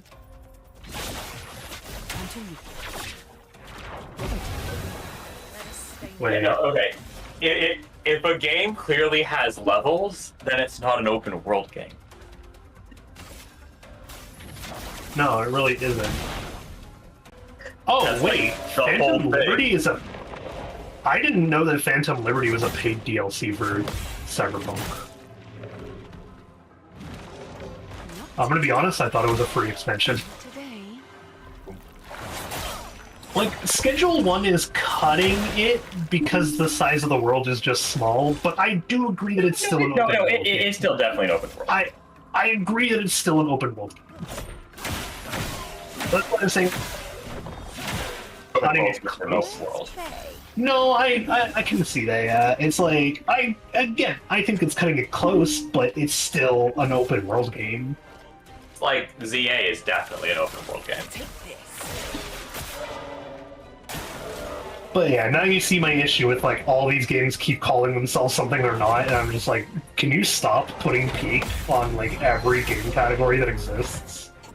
Yeah. Let the ink flow. Like, Abiotic Factory here is listed as an open world game, which is really funny because it is an open world game, but it takes place entirely in one building. See, okay. Here's another one that I just, as much as people don't want me to, I don't agree with it. Blue Prince is not an open world game. I have a question, Steve Weaver. What's up? Is Control an open world game? So here's, okay, I'm gonna say no. You can go back to all the previous areas. But I would still classify it more as a Metroidvania, and I do not think Metroidvanias are the same as an open world game. Does the Metroidvania genre exist beyond the second dimension? Yes, 100%. 1,000,000% it does. Yes. Okay. I guess okay, I have actually now a question. I haven't actually even really played a Metroid Prime. Are Metroid Primes Metroidvania still? Because I've more always just seen them as rail shooters. It depends. It's definitely not a rail shooter. That's a completely different thing you're thinking about. Wait, really? Oh, okay. A rail shooter is quite literally like you do not move, you are set on a moving rail system. Okay. Okay. Yeah, no, rail shooters do exist and they are their own thing. So no, I would not say a rail shooter, but like, I haven't played Metroid Prime in long enough to know if it is still a Metroidvania. Okay, here's the core way to think of a Metroidvania, Arlowen. For those who come after. You have a singular map you discover via like the exploration whatnot, but you have parts of the map that are inaccessible due to core movement progression mechanics that require you to go and complete other areas first. So what you're telling me is Zelda is a Metroidvania franchise. Got it. No, Zelda is still open world because it is a more open world map system. Metroidvanias are more like area to area based. Like smaller overall areas that make one map. Doesn't even have to be a massively large map. Like Symphony of the Night was not that big, all things considered. It's big, but it's not that big. I can see this definition. I can accept it. That's where I think like no, Control is not an open world game, it's a Metroidvania. I would say it's the same with Alan Wake 2. One may be a little too linear to call it an open world, or to call it a Metroidvania, but Oh, here's a question. like What's close MGSC it containment breach? containment breach? Yeah. Are you saying what genre? Yeah. Specifically the multiplayer one. There's not really a difference. There kind of is. Having multiplayer, it's just I'd say it's just a horror game in general. A roguelite? Sure.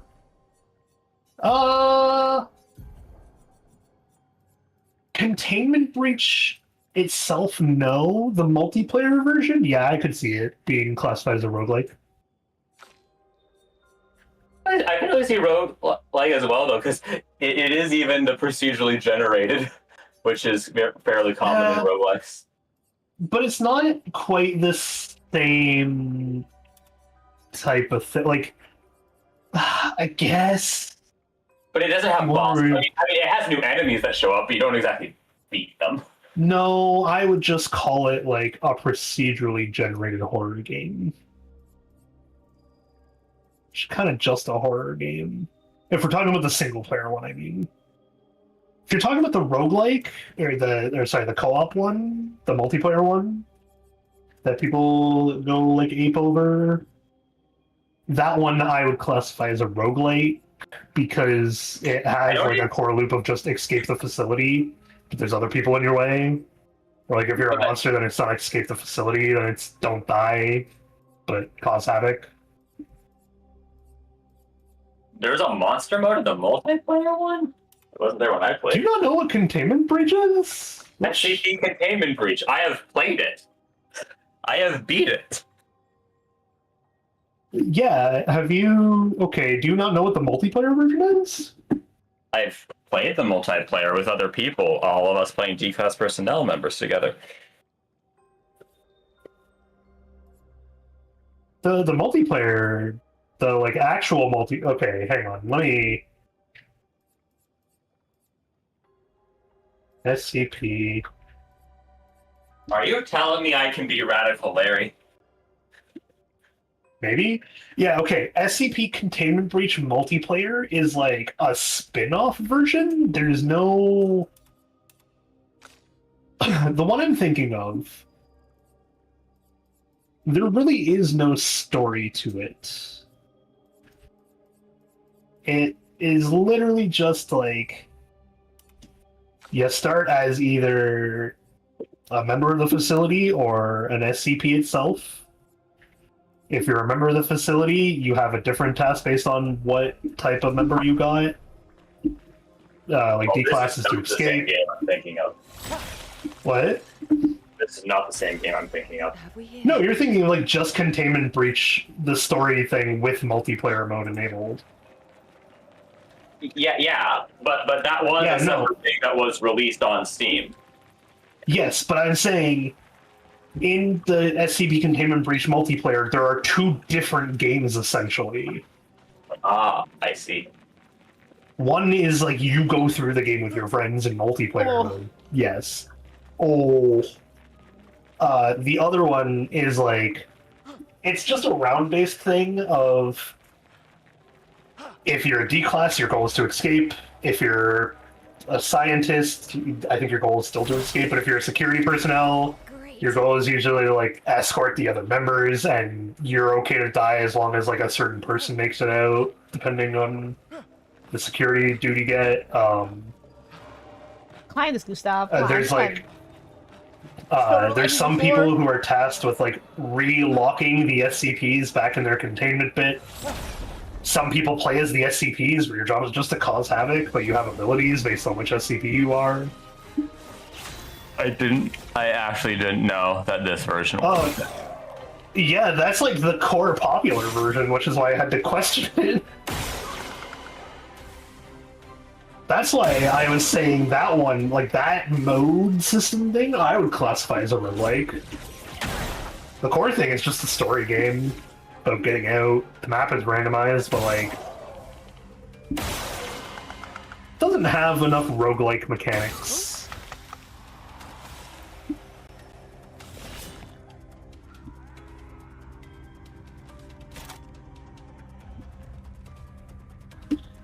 But no, yeah, I got really mad at trying to find games the other day because of that, because I was like, man, every category I looked at for a new open world RPG, I just kept seeing peak, and I was like, stop doing this. Is Slender the 8 pages an open world game?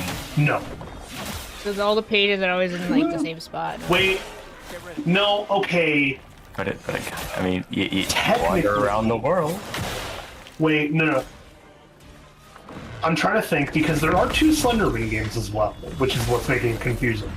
But if I recall, the 8 pages is not an open world game because it is a linear map-based like story mode thing. No, that's Slender the Arrival. That's the one thing. I'm sorry. Thank you. Yeah, no, I'm talking about OG 8 pages. OG 8 pages? No, I'd say it's a roguelike. What? Slender the 8 pages is a roguelike. I didn't. You mumbled the last thing that you said. Slender the 8 pages is a roguelike. For those who come after. Is it? Yeah. Yeah. Much as you don't want to see it as one. Like, I think about getting unique abilities and like having a different build each time.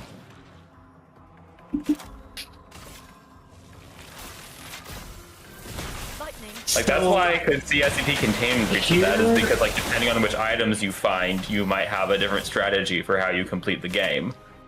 Here's where I'm gonna make you a little mad in that sense, though. Technically, by pure technicality, Slender the 8 pages does somewhat still fit the idea of a roguelike. But you, in a sense, start with all in air quotes abilities just being available, because there is different ways to avoid Slenderman and like different movement tech and different stealth tech, and so you could try multiple playthroughs of like the different types of like stealth or different types of movement. You can do an entire run. Someone has actually like beaten it, all 8 pages, all while staring at Slenderman the entire time, which is damn impressive, I gotta say. Because you can do like some weird stuff where except you can play an open world game different ways too. Okay, there's different ways you can approach various like challenging areas in Breath of the Wild. That doesn't make it a roguelike.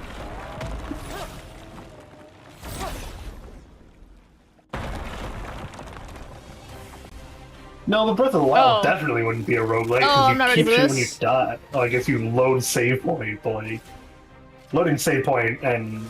Even if I had to start over Breath of the Wild every time, I would not call it a roguelike. Where is this coming from? Questioning Slender the 8 pages, and if movement tech is enough to qualify a game as a roguelike. Whoever says Slender 8 pages is a roguelike.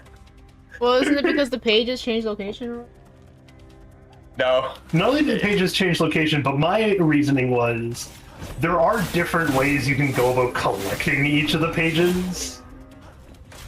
No. But that's not Someone- the same. That's not the same No, as gathering I up can- a new build that uses new game mechanics. I can understand what you mean, and I can agree to that. I would not classify it as an open world game, though. I would say the map is too small. Interesting. At which point, I can also agree with that, but I could see taking a very annoying stance and saying it technically qualifies as an open world game. I mean, I definitely think it qualifies more of an open world game than Peak.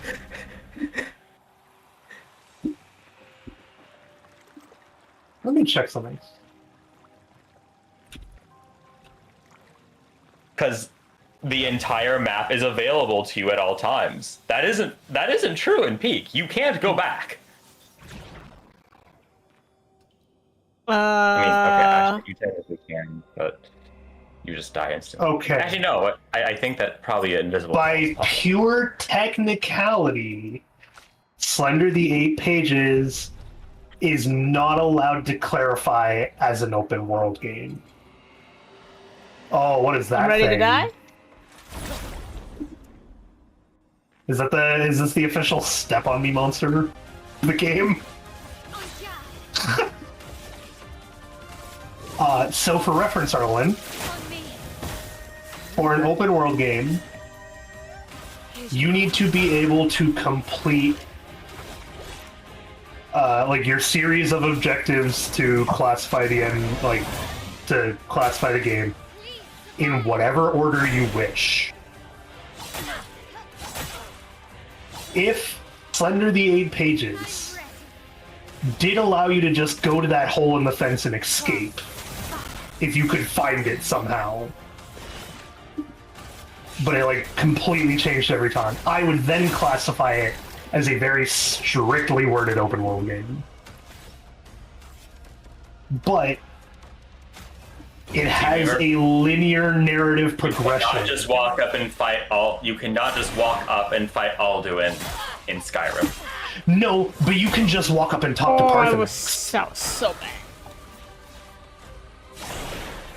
And you could just walk up and talk to the Oh, that Greybeards thing instead. tells are so hard to read. You could walk up to them and not even touch the blades.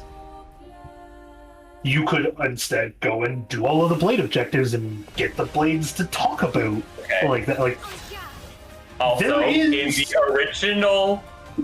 in the original Legend of Zelda, which many people consider to be the one of the first open worlds. In fact, in any Zelda that isn't Breath of the Wild or Tears of the Kingdom, you cannot just walk up and do the final boss.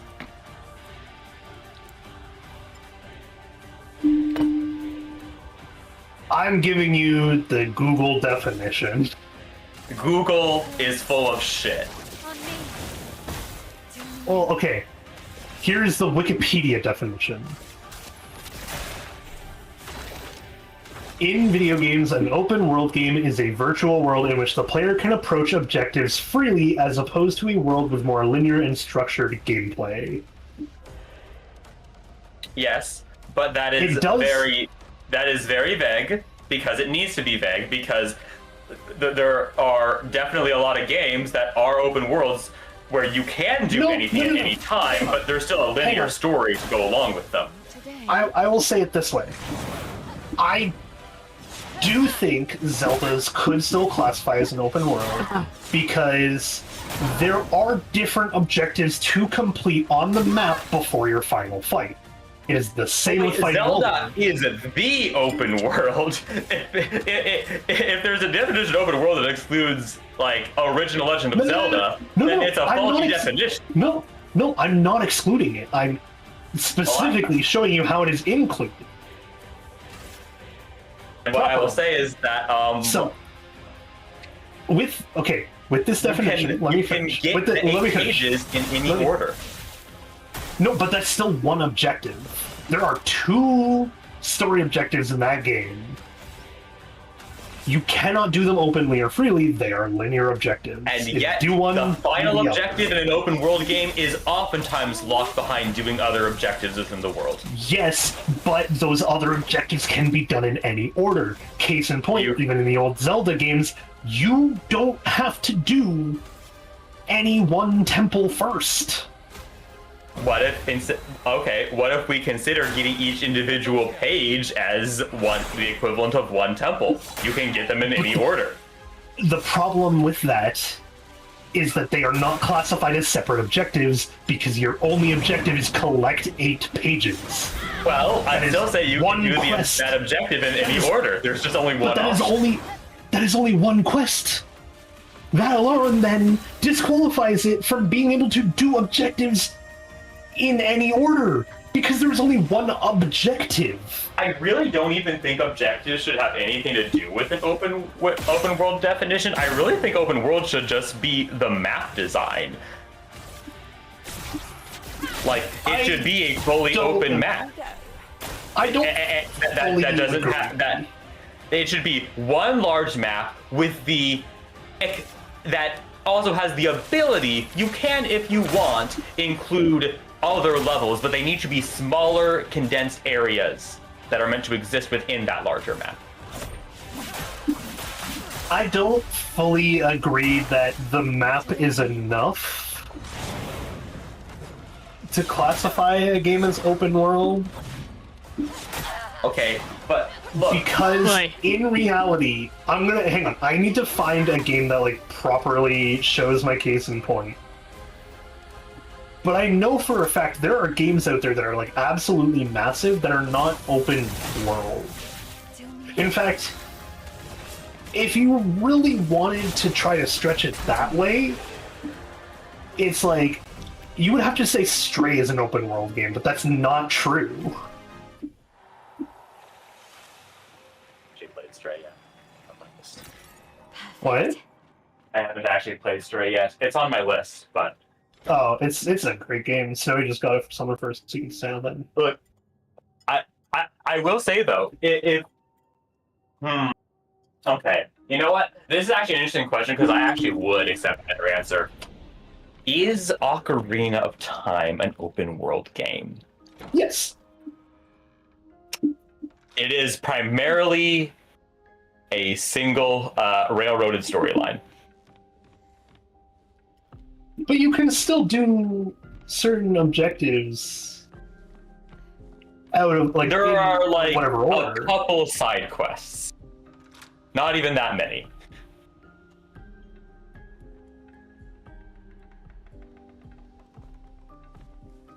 I'd have to relook at each of like the proper objectives. Oh, can I go back? Like, if we're gonna be honest, the only like proper there's only like another two area proper that's been lengthy side quests in that here, by game: the way. the Bigger Sword and the Sculptula. There's another like area in this mansion that's been unlocked at this point. I only know I got to the second area way earlier than you did, so like, there's more secrets to find in here. I don't know how to find them all. I showed you that one. If you'd like to look around and actually try to find some secrets while you're here, it's a good chance to do so now that you're sitting here for some reason. I went through a door and I'm back here, so you know. I see. Well, you can wander around the map a little bit, explore, see if there's anything that's like changed or whatever. Sea Reaver, if we're gonna accept that an open world can then be mostly a railroaded story that has a few side objectives you can go back to and do if you want, then we're dangerously close to making a Metroidvania and an open world the same thing. No, I know, and I would agree with that, which is why I'm like, I think the key difference between those two, though, is still the like, actual map I don't want to have to size walk of, like, all the way around again. Control has a pretty big map, though. And but it's made up of a lot of smaller games with relatively small maps, if we're being quite honest. No, I'm saying that like a Metroidvania it can be a big map, but it's always made of smaller areas. Like, you know what? If at any point this game forces her to go back somewhere for like some major objectives and like actually progress through some major part of the area that was previously unseen, I would almost classify Claire Obscure as an open world game, or as a Metroidvania, sorry, not open world game. Okay. Here is what I will actually say about Ocarina, though. I feel like the main thing that makes people see Ocarina, because Ocarina is mostly comprised of just smaller sub-areas that you travel in between. The only thing really connecting them that makes them feel like the same world is Hyrule Field, and what I will pose is that Hyrule Field is not an open world. Hyrule Field is an imposed time sink and annoyance. It's like, again, there is no major story beats that happen there, except for technically one, but I would say that story beat still really happens, like, parallel to Hyrule Castle Town. Just again, I have not played Ocarina in long enough that I do not know that I can properly speak onto which I think, from a developer perspective, it would be classified as. Yeah. But based off of your descriptions, there is a chance that it is more of a Metroidvania than it is a open world game. To change its definition of that. Which now, I guess to devil's advocate against my own argument, though. Completely fair. I guess actually to devil's advocate against my own argument that open world should be considered more about the map than the objective design. I would actually say that Majora's Mask very similarly just kind of has an open field with nothing important in it that connects various areas. But I would actually probably call Majora's Mask more of an open world because it has so many different objectives to do. Yeah. Like Wind Waker, 100% open world game, and you could do any of those things in whatever order. Interesting. As massive, well, for one, the ocean is a legitimate, proper open world in Wind Waker. Yes. And there actually isn't even a loading screen when you land on the major areas in Wind Waker. No. But you get my point, in that, like, I do think objectives do play a part in making a game a proper, like, open world experience. Because, like, for example, one of the games that I'd say gets the closest, but still actually like helps you advocate for calling it an open world game, is one of the other grandfathers of open world games, Grand Theft Auto. It is an open world in which you have all these story objectives to do on each of the character, or on the character, and if you go into GTA 5 minutes, on the characters. But those quests don't always have to be done in order. It's just after a certain mission, do you unlock a new mission? And I think if you were to try to go back to like the Skyrim argument, it's the same thing with that one of like, yeah, only you went after you like talk to Parthenax can you properly go through and defeat Alduin. I will say actually, though, I don't even think it's that. I think you can. If I'm recalling correctly, Skyrim, there might be a way to do it where you never talk to Parthenax. Let's say that. In order to be extra annoying about this, then I will argue. So according to your definition, if Slender the 8 Pages had like one Easter egg you could find, then it would be an open world game. No, I think it needs more objectives still. I don't know what the number or like limit, there's no limit, but I don't know what the number would be for like a field. I have an interesting question. What is... I saw your future. What is Legends Arceus? Legends is it Arceus? Is it just an action RPG? Or not even action, is it just an adventure RPG? Like, do we need to be that broad? Because, I really wouldn't call it an open world. No, it's not an open world game. But it also isn't... I don't think... But the map, I think, is too large and unconstrained to be a Metroidvania. Even though it has access to Metroidvania, where you can, after unlocking certain mobility, you know, mobility aspects, you can go back to other regions. But the difference with that one is that the mobility in there is directly tied to story progression in most Metroidvanias, and like actual like. Oh yes, that's very true. Not to mention, Metroidvania most has one direct goal that you're moving towards the entire game. yes, and it is usually very linear in the way that it's designed. In that you could technically do the quest out of order. Oh, if you go and find this boss fight after using like exploits to jump through the map and get to this boss early, yeah, you can fight or whatever. But it's like, no, the game is clearly designed for you to go fight this person, get this ability, go back and fight that person, get a new ability, go to this area, fight this person, go all the way back, using the 2 new abilities, fight this next person. Like, Metroidvanias are extremely linear in progression. No, I do actually think I am actually starting to think that maybe Ocarina of Time should just be considered a Metroidvania that has a very large field stuck in the center of it. You might honestly be correct, because it's like you do actually go bouncing around the different areas a lot with new items. You know what, Erwin? Speaking to that, I think that actually still bolsters. I think I've now bolstered my argument in that Control is a Metroidvania and not an open world game. Because going from beginning to end is one continuous quest line that you cannot do out of order. You cannot just. I've been making this argument, accepting your. I've been going this argument essentially accepting your definition of Metroidvania. Basically saying, all right, if that is your definition of Metroidvania, and I will accept it, then where do we draw the line? Because there are a lot of games that might be considered open world that are actually more similar to Metroidvania by this definition. Yeah, I think the core difference in that one then is purely how you are allowed to progress through the plot.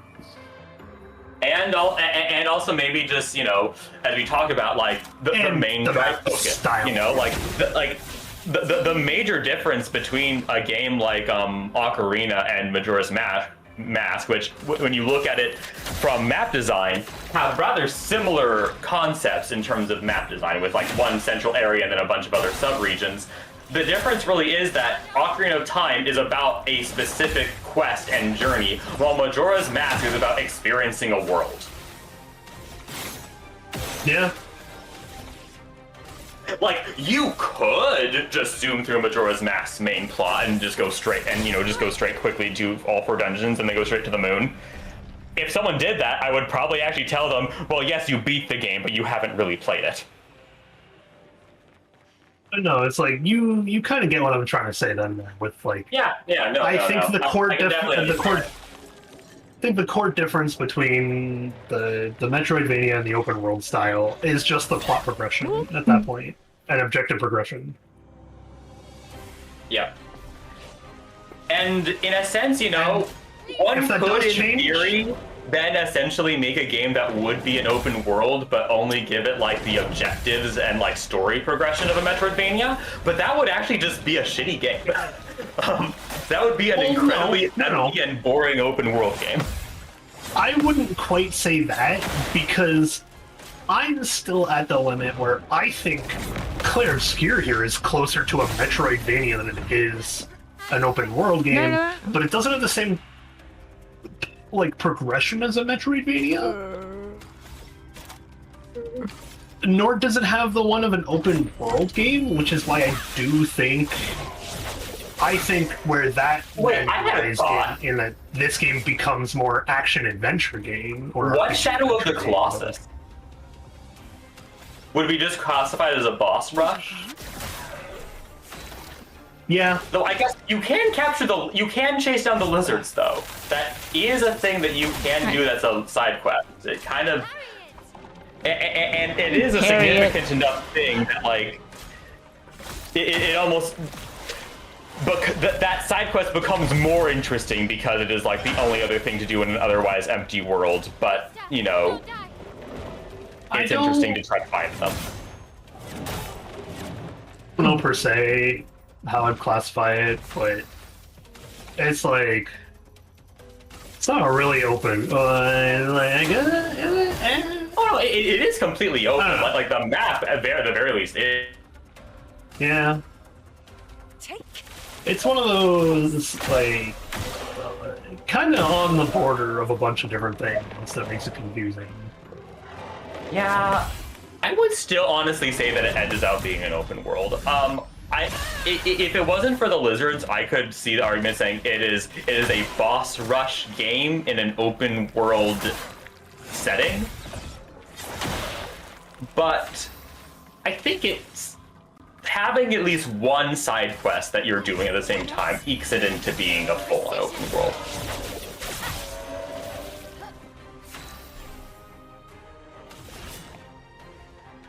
I'm like in the middle of trying to think about it, and I'm like, even in older Assassin's Creed games, some of the other games that slowly started defining open world games.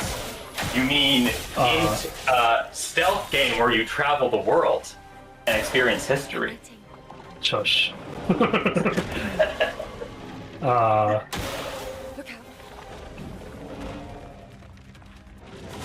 There's a button on Steam now to just click and find a random game. Thanks, I don't want Modern Warfare. Giving up. That doesn't seem like it's a random game. If you ask for a random game and they give you one of like the biggest AAA games, I'm gonna say that was probably a bad algorithm, or not a bad algorithm.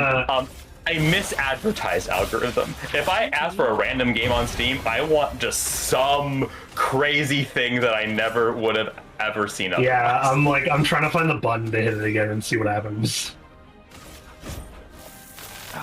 Do you know how great that would be for online content if it was a button that truly did just give you a random game? Man, okay, here's the thing, is it's like, I can see what it's doing because it is still random, but focused on popularity and also still matching, like, other things you've been looking at lately. Because I clicked it again, and I got Stardew Valley. And I'm just like, you know, I want this to be the random button on Wikipedia, where I click it and I have no idea what thing I'm about to learn about. I could see that. Or more realistically, I click it and then I'm trying to get to Adolf Hitler in 6 clicks. Oh, no, okay, this one worked. I have no idea what the hell this is. Oh. Palo Pines, a charming island known for its friendly dinosaurs, quirky townsfolk, and mysterious past. Befriend dinos and enlist their help in fixing up your ranch and farm crop. Let's see. It's a cozy farming sim, but you get dino pets. It's kind of funny. This is closer to what I would want from such a button. I think the button may, like, what it might do is use your previous, like, gameplay, like, tagline history that Steam usually uses, but it just does give you a random game from that category. Oh, come on! Because also, Modern Warfare is a random game to me. I have never touched, I haven't touched a COD since Black Ops 3. Yeah, I know, but to me, telling Steam give me a random game and it giving you a game from literally or like the best-selling like most played game franchise of all time, that is a total cop out. No, I know. I just got wrecked. That is the opposite of what I want when I ask for random. I just got Wreckfest 2, whatever that is, by the way.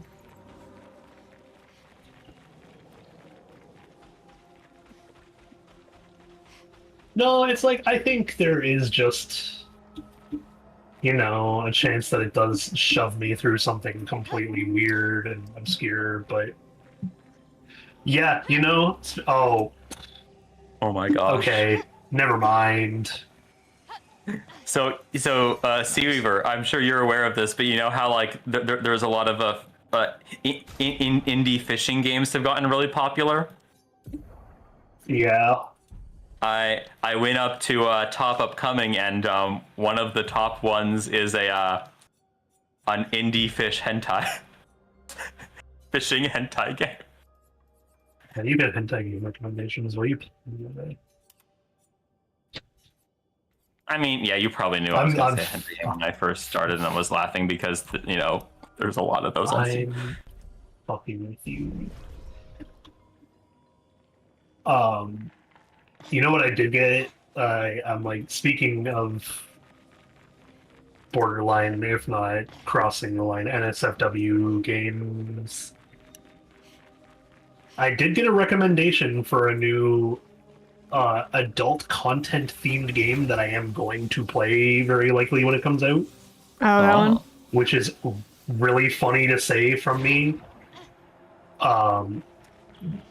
Before I get into that, though, I've been clicking the random button to like see what happens. I did get a completely random one this time. I have never heard of this thing, nor either its developer or publisher. It's called Until Then.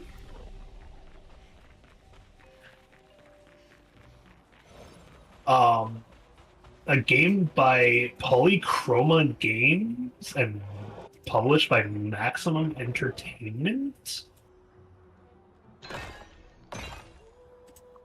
I've never heard of either of those things, so props to the random game thing for actually giving me something out of the blue. That's yeah. But no, okay, so Arlen, there's a new adult game that I'm willing to play. Useful. It is called Polyarmory.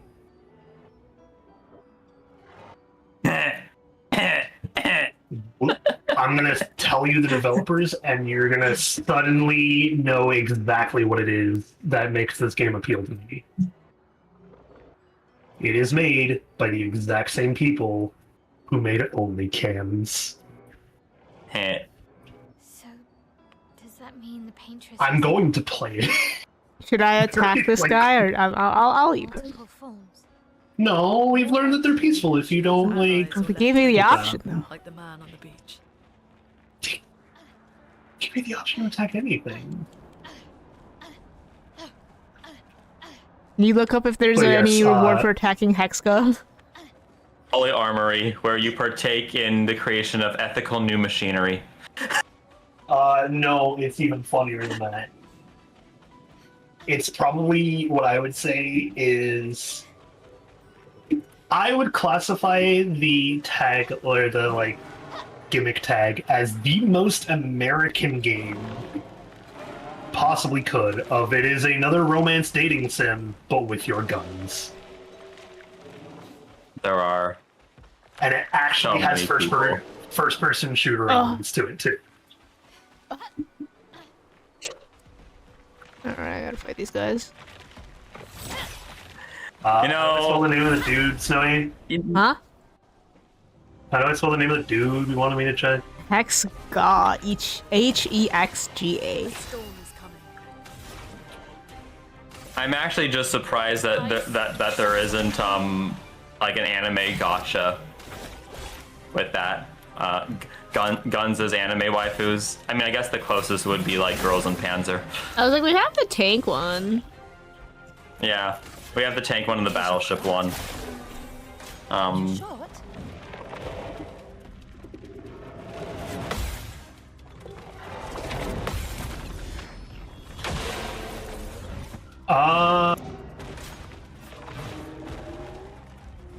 Apparently there are rewards, but there is also some punishment. I tried to look up a spoiler-free version, so I don't know what the punishment is if you kill him. You see? But it does say there is, like, actual downsides to killing him. I will let him live. Okay. I hit the random game and lost the roulette again on it being obscure. The game it just gave me was Terraria. Yep. Get ready. Yep. I mean, to Steam's credit, it knows that I have barely ever played Terraria. Oh. But I could play through it.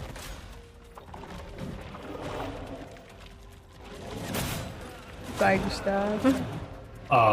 But yeah, no, it does surprise me that there hasn't been, like, a flirting with guns type game before. But also, the game we're getting from the Only Cans developers looks hilarious, and... oh, I have to read you one of the selling points of this game, Marlon. Uh-huh. Polyarmory, high caliber love. So... Here's your card. You have the companions Remington, the honky shotgun, Viper, the chaotic revolver, Marsh and Mello, aka the twins, in brackets, they aren't related. Heh. Telma, the RPG with an explosive temper. A brilliant light. Oh, Marsh and Mello are dual Uzis, I see. Like the dual wield Uzi options. Yeah. So key features: 5 gorgeous guns to spend your time with. A manly friendship with a friend over the radio waves. Experience the power of Danger. Caliber TM in a safe and comfortable location. Intense shooter action. Fight against hordes as they try to take your guns. Over 3 hours of the truth-telling podcast, The Colt Michigan Experience. Fight against ever-present creeping feelings of loneliness and despair. And deep lore dripping from every crack and crevice. Which, you know, Only Cans was really good at the lore side of things and like making a backstory and world story that really did creep you out in the end. I'm hoping Polyarmory does the same thing, and it looks like it might. I just realized something. If Gotcha Games had, you know, originated, and by that I don't just mean like gambling things. I mean like literally like full on like gotcha, like you know, like waifus and all that had originated and were primarily created in the West, or at least the US. We would absolutely already have a Guns as anime waifus game. We would also already have a Cars as anime waifus game. You just know this. Pretty sure we had both already. Well, I thought there was a Cars one already. Really? Wait, a Cars really? one already. For those who come after. Hang on, I'm looking them up now. Take your shot. It's chonky. For Cars...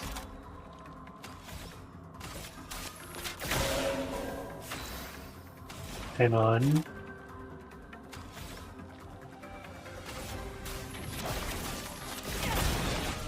There's one for fast food. Rick dreams of a gotcha game where brand/business companies are waifus, stuff like McDonald's, Facebook, Apple. Yep.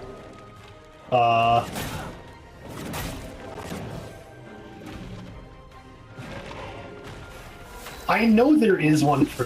Okay, here we go. It's this. Does exist? Oh my God, the link is down. What is this? It's locked on you.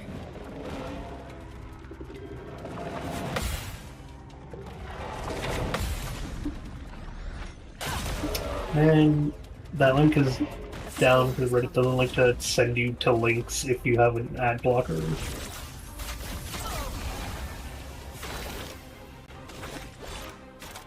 Oh wait. Oh, wait. Yeah, actually, wait. I think. Oh wait. Is Girls Frontline just actually the guns? I think Girls Frontline is actually just the guns. So yeah, no, it actually does already exist. I believe you're correct. Yes, it does. It does. I forgot about Girls Frontline. It is straight up the guns as the girls. All right. Well, we know that one already exists.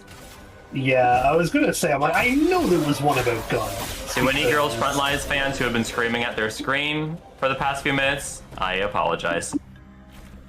I'm like, I knew there was one that was about guns. There's no way that one didn't exist, right? Because not only is America big fans of guns, but surprisingly, Japan is too, man. Yeah. They're weirdly big gun nuts for... They're weirdly big gun nuts, but at least know how to, like, respect the safety of don't just let random kids get a gun. Yep. There was, this isn't Japan, but actually this did not really enter like the North American news cycle. So you might not even know about it, but a few weeks ago there was a very scary attack on Taipei main station. I don't know what it is. Okay. Someone used a smoke bomb and then went after people with weapons. do think I know what is actually going on there. But Do it was stop a them. knife because this is in Taiwan, and so 3 people did tragically die. But you could just imagine how much worse it would have been if it was Oh, yeah. not a knife and it was a gun. Where am I supposed to go?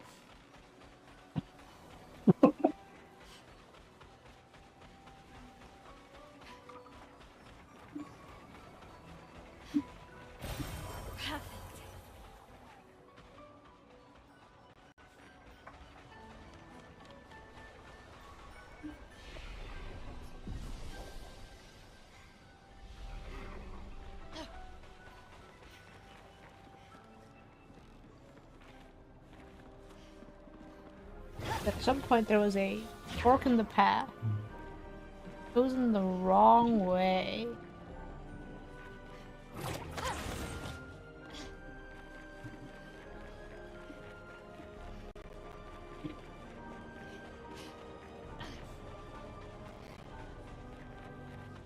Left?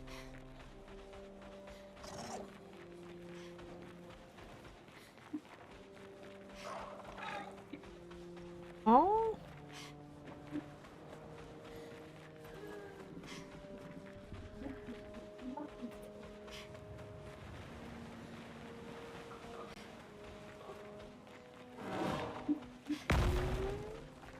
You go that way towards the ship?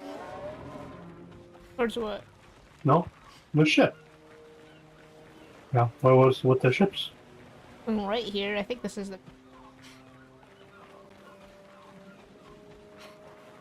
This is just the way it came. Oh, it's just the way it came. I'm like, when in doubt, do you not just try to find a way to head towards the big 33 that's right there? No, because we're trying to find Esquisse Rock. From that way, or Go that way. I think this is a dead end. I think, Oh, yeah. Sorry. They had an item.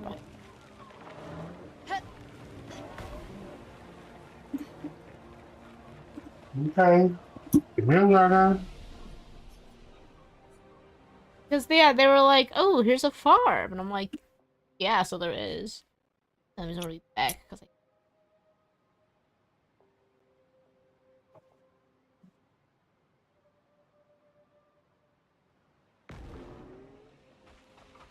and they're like, "Whoa, it's a farm," and I'm like, "Yeah, well, it's a farm." And then one way goes into that whole cave system with Hexka. The other side leads to a dead end. Hey, that tank's back. Can I... do you know what the area is called? Rock, the overall area? Waves, cliffs. Ah, no, I missed it.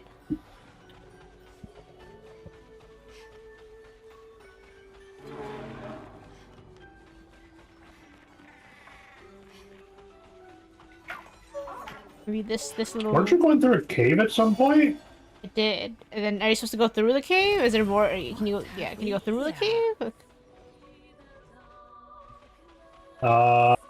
Looks like it. Okay, I'll return to the cave. Yeah, because here's the cave. Because I got into the manor and I was like, okay. And I thought the whole point was to just talk to Hexka.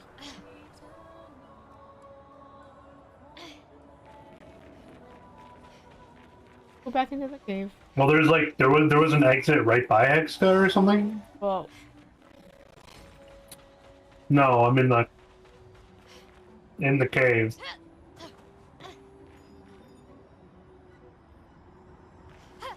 Hexka's here. He's outside the cave. But is this the entrance to the cave?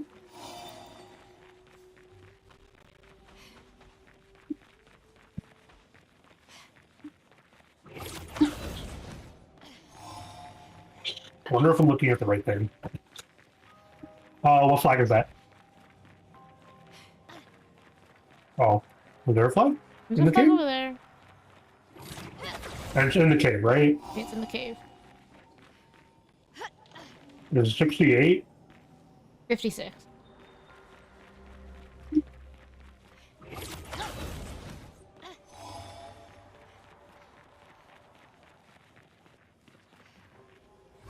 56.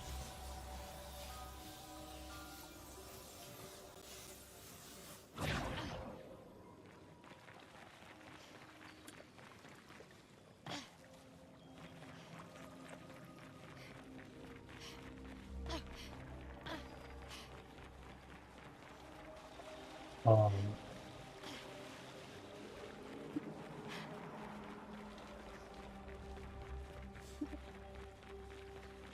see if I Oh, can that find goes the down to the same map that manor. I.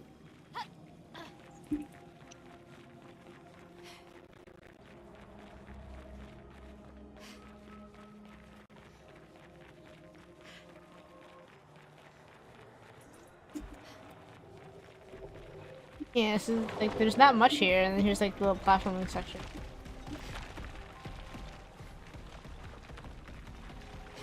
Or here? Did I move? Trying to look for the same map that I originally had.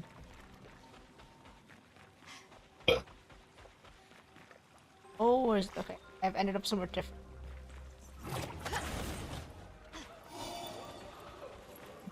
So instead of hugging right and jumping to the I missed.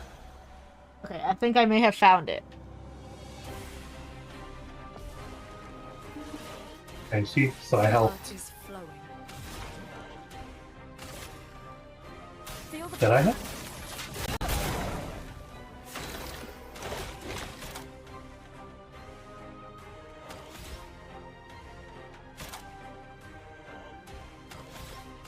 I need to change Gustav's layout. He doesn't really like prioritize much of waiting. Okay, I found the map I was using before. Get ready. Don't just yet.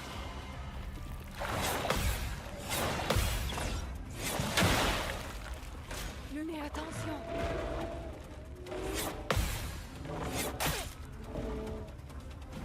Doing in.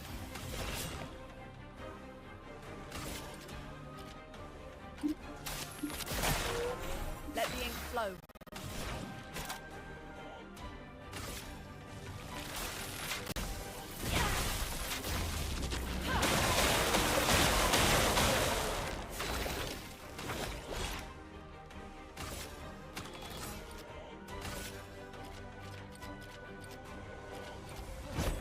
For those who come after.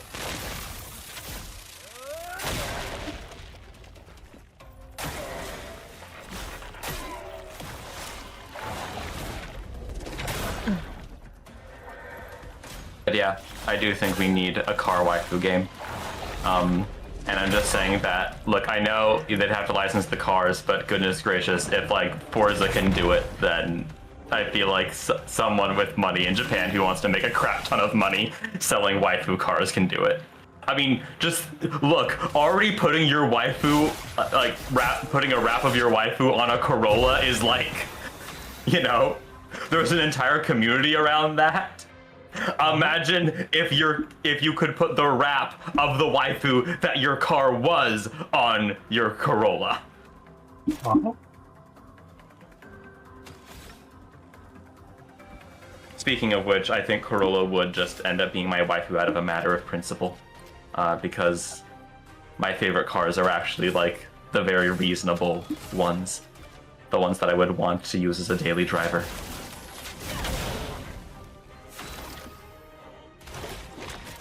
Actually, this is the thing we haven't talked about. I am ever so slightly a car guy, but I'm specifically a car guy for cars that I just see as a practical car to own, basically. That's still a car nut thing. Yeah, I know. I'm just saying that, like, I have zero interest in, like, probably any car that's over, like, $50,000. I have an interesting question for you, Snowy. Hmm. Have you seen my new Discord status? I I did rechange it I don't after know. you When said did you you didn't change- like Flotsam. Like, right, today or, no, like yesterday or the day before or something like that? I think I saw it. I was just like, what is that? That was it. No, you had the... Okay. What was the last one you remember seeing? Was it the Your Mama joke? We change it so often, I feel like. Oh, I haven't changed. I'm sorry to interrupt, I don't know, but I just need man. to point out it is that time, and I actually do have something to do at this time today, so I will need to leave. Are there plans for next week same time? Yeah. Next week should be Next week, I fine think that I is- know of. It's the one after Well, yeah. that that's a no. Gotcha. All right. Have you seen my Arlowen? I want your take on my status right now. There once was a ship that Oh. Okay, I won't say it. No, you did it. I'm like, you got the joke. I heard you slowly start doing it out loud, being like, oh wait, I see. Oh, wait, I'm Yep. achievement. I thought it was funny. Yep. It is very clever. I'm grateful for people who don't know what they're about to read. Well, I'm a head out now. Bye. Stands up from Lazy Boy Recliner. Bye. Have a good week, y'all.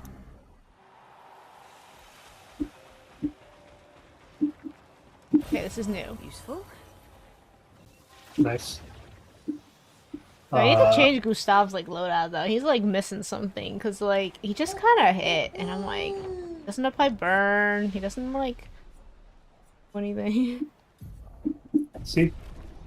I want your take on my Discord status whenever you get the chance. Because he has no skills. That's why. Bro, he ain't got no skills.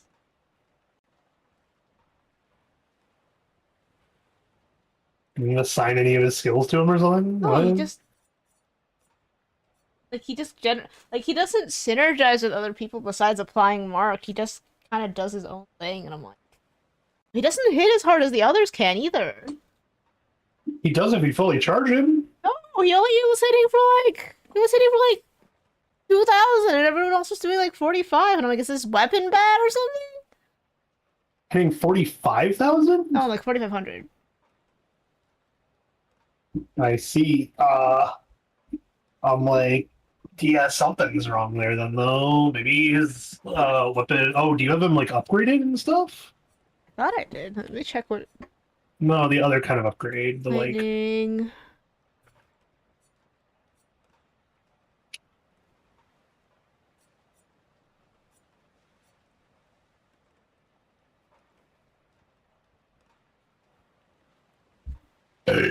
Excuse me. Okay, overcharge. What was that?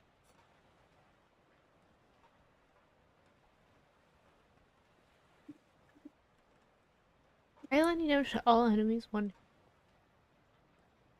Okay, Shatter's not terrible.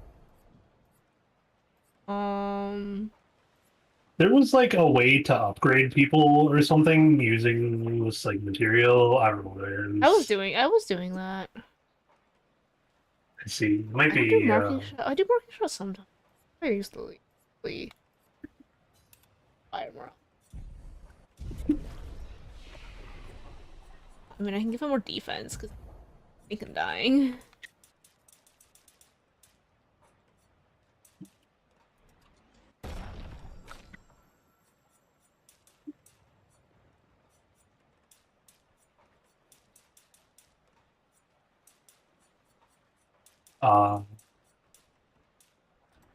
I have a side thingy to talk about that you might be interested in. Uh-huh. I think I'm getting scouted by a publisher. By a what? By a publisher? Ooh. I have a person who wants to, like, do a VC about haunted science and how I'm proceeding, how I plan to proceed with it. Okay. Like, they just said, like, free of charge, like, just to do it. And a this isn't like consultation. a I'm like, journalist interview thing? Is over there. you know, if it is that too, that's even better, because that's just more for publicity. Let me see. But I sense something Okay, so there's a boss But fight no, up there- ahead. Should I do it or not? Let's call it here. We'll find it by next week. Up to you. I'm feeling done. Alright, Okay, chat. we Thanks for calling your coming, hanging turn. out, lurking, watching all that. I'll be back next week with art and stuff. Thanks for being here. See you guys next time.